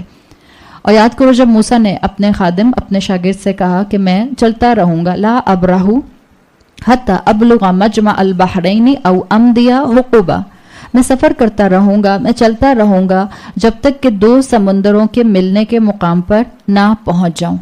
یہاں سے یہ کہانی شروع ہو رہی ہے، اور اس کا ذکر آپ کو جو ابتدا کا بتایا وہ احادیث میں ملتا ہے۔ موسیٰ علیہ السلام کا یہ ذکر، یہ سفر علم کی تلاش میں تھا، اور بعض اسکالرز نے یہ بات لکھی جوش ٹریڈیشن سے انسپائر ہو کے کہ یہ جو یہاں پر موسیٰ علیہ السلام کے سفر کی بات آ رہی ہے یہ فگوریٹو سپیچ ہے، اصل میں سفر نہیں کیا تھا انہوں نے۔ بالکل جیسے بعض لوگوں نے دھوکے میں آ کے یہ کہنا شروع کر دیا کہ رسول اللہ صلی اللہ علیہ وسلم کو خواب میں معراج ہوئی تھی، وہ آپ کا فزیکل جرنی نہیں تھا، آپ کی معراج فزیکل تھی، آپ کو آسمانوں پر لے جایا گیا تھا۔ بالکل اسی طرح سے موسیٰ علیہ السلام کا یہ سفر فگوریٹو سپیچ نہیں ہے، آپ کا یہ فزیکل سفر تھا۔ اس لیے کہ آپ آگے پڑھیں گی موسیٰ علیہ السلام کو بھوک بھی لگ رہی تھی، موسیٰ علیہ السلام کو تھکن بھی ہو رہی تھی، موسیٰ علیہ السلام پریشان بھی ہو رہے تھے. اس کا مطلب ہے کہ یہ ان کا کوئی فگوریٹو اسپیچ کا سفر نہیں تھا, کوئی ان کا خواب میں ان کو ہیلوسینیشنز نعوذ باللہ نہیں ہو رہی تھیں, بلکہ یہ اللہ کی طرف سے ان کو سفر کرایا گیا تھا. ہاں ڈاکیومنٹڈ نہیں ہے, لیکن اس کا مطلب یہ نہیں ہے کہ یہ ہو بھی نہیں. جہاں تک بات ہے حتی ابلغ مجمع البحرین, یہاں تک کہ میں دو سمندروں کے جنکشنز پر پہنچ جاؤں جہاں وہ دونوں آپس میں ملتے ہیں. اس کے بارے میں قرآن نے نہیں بتایا کہ یہ کون سے دو سمندر ہیں. Strong opinion, weak opinion, light opinion آپ کو مختلف تفاسیر میں مل جائیں گی. بعض لوگ کہتے ہیں یہ موراکو کے قریب تھا, بعض لوگ کہتے ہیں میڈیٹرینین سی کی بات ہے, بعض لوگ کہتے ہیں ریڈ سی کی بات ہے, بعض لوگ کہتے ہیں اٹلانٹک کی بات ہے, بعض لوگ کہتے ہیں یہ انڈیا کے پاس ایک جگہ تھی جہاں پر گلف ملتا ہے میڈیٹرینین سے, یا بعض کہتے ہیں عراق کے پاس ہے. مختلف اوپینینز ملتے ہیں. آپ کو اور مجھے اس سے کوئی فرق پڑتا ہے کہ کہاں تھا؟ آپ کو مجھے اس سے کوئی فرق نہیں پڑتا. جب قرآن نے نہیں ذکر کیا تو آپ اور میں اس کی کھوج خورید میں نہ پڑیں. جب رسول اللہ نے احادیث میں ذکر نہیں کیا تو آپ اور میں اس کی کھوج اور خورید میں نہ پڑیں. اپنے علم کو وہاں روک لیں جہاں پر قرآن اور سنت اور احادیث خاموش ہیں, اور اس کا میرے عمل سے کوئی تعلق نہیں ہے. مجمع البحرین کے لیے آپ کو تفاسیر میں الگ الگ اوپینینز مل جائیں گی. آپ لوگ جب آپ پڑھیں گی انشاءاللہ, مجھے امید ہے سورہ کہف کی تفسیر کسی کتاب میں, تو آپ کو اب پڑھ کے اور اچھا لگے گا اور آپ کو جو ہے اس کی گہرائی محسوس ہوگی. قرآن نے اس پر وقت نہیں لگایا. ہاں یہ یہاں دو دریاؤں کی بات نہیں ہے. بحرین, بحر عربی زبان میں سمندر کو کہتے ہیں, اور سمندر کو کیوں کہتے ہیں؟ بحر آتا ہے سالٹ واٹر کے لیے, فریش واٹر کے لیے باہر نہیں آتا. تو بھئی اسی بیسس پر جو ہے وہ تفاسیر میں جہاں جہاں دو بڑے بڑے جائنٹ سمندر ملتے ہیں انہوں نے ان کو پن پوائنٹ کرنے کی کوشش کی ہے کہ جہاں جہاں سمندر مل رہے ہیں بڑے بڑے, ان پہ انہوں نے اس بات پر اتفاق کیا کہ ہو سکتا ہے یہ جگہ ہو یا ہو سکتا ہے یہ جگہ ہو. دو سمندر مینشن کیوں کیا اللہ تعالیٰ نے, یہ ضرور امپورٹنٹ ہے. ہمارے لیے یہ امپورٹنٹ نہیں ہے کہ یہ کون سے دو سمندر تھے. ہاں ہمارے لیے یہ امپورٹنٹ ضرور ہے کہ اللہ یہ کہہ سکتا تھا کہ موسیٰ علیہ السلام جو ہیں وہ یہ کہتے کہ میں چلتا رہوں گا یہاں تک کہ میں فلاں جگہ پہنچ جاؤں. یہ تو نہیں کہا نا موسیٰ علیہ السلام نے. اللہ نے اسپیسیفائی کروایا کہ میں چلتا رہوں گا یہاں تک کہ میں دو سمندر کے ملنے کی جگہ پر پہنچ جاؤں. یقیناً اس میں خزانہ موجود ہے, اس لیے کہ جو قرآن کے الفاظ ہیں اس میں بہت ٹریجر ہوتا ہے. اور اصل چیز وہی ہے کہ ہم قرآن کے الفاظ کی ڈیپتھ میں جائیں. اس میں دو حکمتیں مفسرین بتاتے ہیں کہ کیوں مینشن کیا گیا بحرین کا لفظ. مجمع البحرین کیوں آیا, دو سمندر کے جگہ جمع ہونے کی جگہ کو کیوں لایا گیا؟ ایک حکمت کیا ہے وہ کہتے ہیں سمندر ایک ویسے ہی بہت لارج باڈی ہوتا ہے, لارج باڈی آف واٹر, اور جہاں سے وہ شروع ہو رہا ہوتا ہے یا جہاں وہ کسی اور دوسرے سمندر میں مل رہا ہوتا ہے وہ بہت دور جا کے ہوتا ہے. تو اس میں ایک حکمت کیا ہے, علم حاصل کرنے کے لیے محنت کرنے کا فیکٹر بتانا مقصود تھا. چاہے بنی اسرائیلی جو تھے وہ یثرب سے اٹھ کر یہاں آئیں, چاہے جو ہیں وہ مکہ والے اٹھ کر مدینہ جائیں جب ان کو ضرورت پڑے, یا جہاں جہاں ان کو علم ملے, یا قریش کے سردار اپنے محلوں کو چھوڑ کر رسول اللہ صلی اللہ علیہ وسلم کے پاس مکہ میں دارالارقم میں آ کے بیٹھیں. علم حاصل کرنے کی جو نیت کرے گا اس کو کسی نہ کسی لیول کی قربانی دینی ہوگی. تو مجمع البحرین میں ایک حکمت یہ ہے. اور جو دوسری حکمت ہے وہ بہت ہی خوبصورت حکمت ہے. وہ کہتے ہیں کہ خضر اور موسیٰ کا ملنے کا مقام بتایا گیا. اللہ نے کہا تھا کہ آپ کو خضر ملیں گے مجمع البحرین پہ جہاں دو سمندر ملتے ہیں. تو اصل میں یہ اللہ نے انالوجی دی ہے. ایک بہت بڑا علم کا اوشن موسیٰ علیہ السلام کے پاس تھا, اور ایک بہت بڑا علم کا اوشن خضر علیہ السلام کے پاس تھا. تو جس جگہ پر یہ دونوں مل رہے تھے تو پھر وہاں پر جو ہے وہ کوئی نہ کوئی ان کی موسٹ سوٹیبل پلیس پر یہ سمٹ ہونا چاہیے تھا. مثال کے طور پر آپ کہیں کہ میں اسپرچویلٹی حاصل کرنا چاہ رہی ہوں, میں چاہ رہی ہوں کہ رمضان میں جو ہے وہ میرا بہت نمازوں میں دل لگے اور مجھے خوشو ملے اور میرا عبادت اور روزہ اور اللہ سے دعا کرنے کا فیکٹر بہت اسٹرانگ ہو جائے. تو میں آپ سے کہوں آپ ڈزنی لینڈ چلی جائیں. آپ کہیں گے کیسی باتیں کر رہی ہیں, مطلب جو مجھے ایکشن کرنا ہے اس سے سوٹیبل جگہ پہ جاؤں گی نا. آپ کہیں گے بھائی کسی مسجد میں جانے کا کہیں, حرم جانے کا کہیں, مسجد نبوی جانے کا کہیں. اس میں بھی یہ چیز امبیڈڈ ہے. آپ چاہتی ہیں فزیکل ورک آؤٹ کرنا تو آپ مال میں تو نہیں جاتی, آپ تو جائیں گی پھر کسی پہاڑی علاقے میں, آپ کسی ہل اسٹیشن پہ جائیں گی. اللہ نے بھی حکمت چھپائی اس کے اندر. جب اللہ نے کہا مجمع البحرین, دو سمندر کے ملنے کی جگہ, تو اس ایکشن کے ساتھ یہ کمپلیٹلی ٹیلی کر رہا تھا. جہاں علم کے 2 سمندر آپس میں مل رہے تھے، جہاں موسیٰ اور خضر آپس میں مل رہے تھے، اللہ نے ان کے لیے وہ مقام اسپیسیفائی کر دیا. تو یہ چیز یہاں مینشن کی گئی. اور موسیٰ نے کہا او امضی حقبا، یا میں سالوں سفر کرتا رہوں گا. یہ حقباً قرآن میں آتا ہے، ہم پڑھتے ہیں لابثین فیہا احقابا. حقب کی جمع احقابا آتی ہے، اور حقب یہ جو لابثین فیہا احقابا آیا ہے یہ جہنم کے لیے آیا ہے کہ وہ جہنم میں احقابا سال ہا سال رہیں گے. عربی زبان میں حقب کہتے ہیں ہزاروں million unlimited period of time کے لیے. موسیٰ علیہ السلام کہہ رہے ہیں کہ یہ میری علم کی کمٹمنٹ بہت لمبی ہے، جب تک مجھے خضر نہیں مل جائیں گے میں سفر کرتا رہوں گا کرتا رہوں گا کرتا رہوں گا. آپ کی اور میرے لیے بھی سبق ہے، جب آپ ٹھان لیں کوئی کام کرنے کی، کوئی علم حاصل کرنے کی، تو تھکن ہو یا نہ ہو، رونا آئے یا نہ آئے، بھوک لگے یا نہ لگے، وہ ٹارگٹ اچیو کرنا ہے، وہ کمٹمنٹ پوری کرنی ہے. کمٹمنٹ پورا کرنے والا مومن ہوتا ہے، اور مومن میں جتنا کمٹمنٹ کرنے کی پاور آتی جاتی ہے مومن اسپرچولی گرو ہوتا جاتا ہے. تو جب کہیں کمٹمنٹ کریں اس کو مکمل کرنے کی کوشش کریں. یہی آپ کو سنت جو ہے یہ یہاں پر مل رہی ہے، اور یہ موسیٰ علیہ السلام ہیں جن کو اولو العزم من الرسول کہا جاتا ہے، اور آج تک سب اسی پر آپ کی سنت پر عمل کر رہے ہیں کہ جیسے موسیٰ علیہ السلام نے سفر کیا تھا. آپ کو بتایا امام بخاری کے مطابق کہ پہلے انسان تھے جنہوں نے علم حاصل کرنے کے لیے سفر کیا. آج تک علم حاصل کرنے کے لیے سفر کیے جاتے ہیں. تو اللہ تعالیٰ مجھے اور آپ کو انبیاء کی سنتوں کو زندہ کرنے والا، انبیاء کی سنتوں پر عمل کرنے والا، اور انبیاء کی عاجزی سے سیکھنے والا بنا دے. اللہ ہمارے لیے اس قرآن کے علم کو حاصل کرنا اور اس پر عمل کرنا آسان بنا دے. اللہ ہمیں ان فیلسیز سے نکال لے، ان شکوک سے نکال لے جو دین میں آ کر شامل ہو گئی ہیں لیکن ان کا حق اور حقیقت سے کوئی تعلق نہیں ہے. اللہ ہماری زبانوں میں وہ اثر دے دے کہ جس سے ہم اپنے مسلمانوں کے اندر صحیح بات، حق کی بات، صحیح احادیث کی روشنی میں آگے پہنچا سکیں. اللہ ہم مسلمانوں کے اندر ایک دوسرے کے لیے ٹالرنس دے دے. اللہ مسلمانوں پر جہاں جہاں ظلم ہو رہا ہے ان سب کو اپنی امان میں لے لے اور ان سے اس مشکل کو دور فرما دے. اللہ تعالی ہمیں ہمارے والدین کے لیے اور ہماری اولادوں کو ہمارے لیے بہترین صدقہ جاریہ بنا دے. بارک اللہ لی و لکم فی القرآن الحکیم ونفعنی و ایاکم بآیاتی و ذکر الحکیم. سبحانک اللہم و بحمدک نشہد ان لا الہ الا انت نستغفرک و نتوب الیک.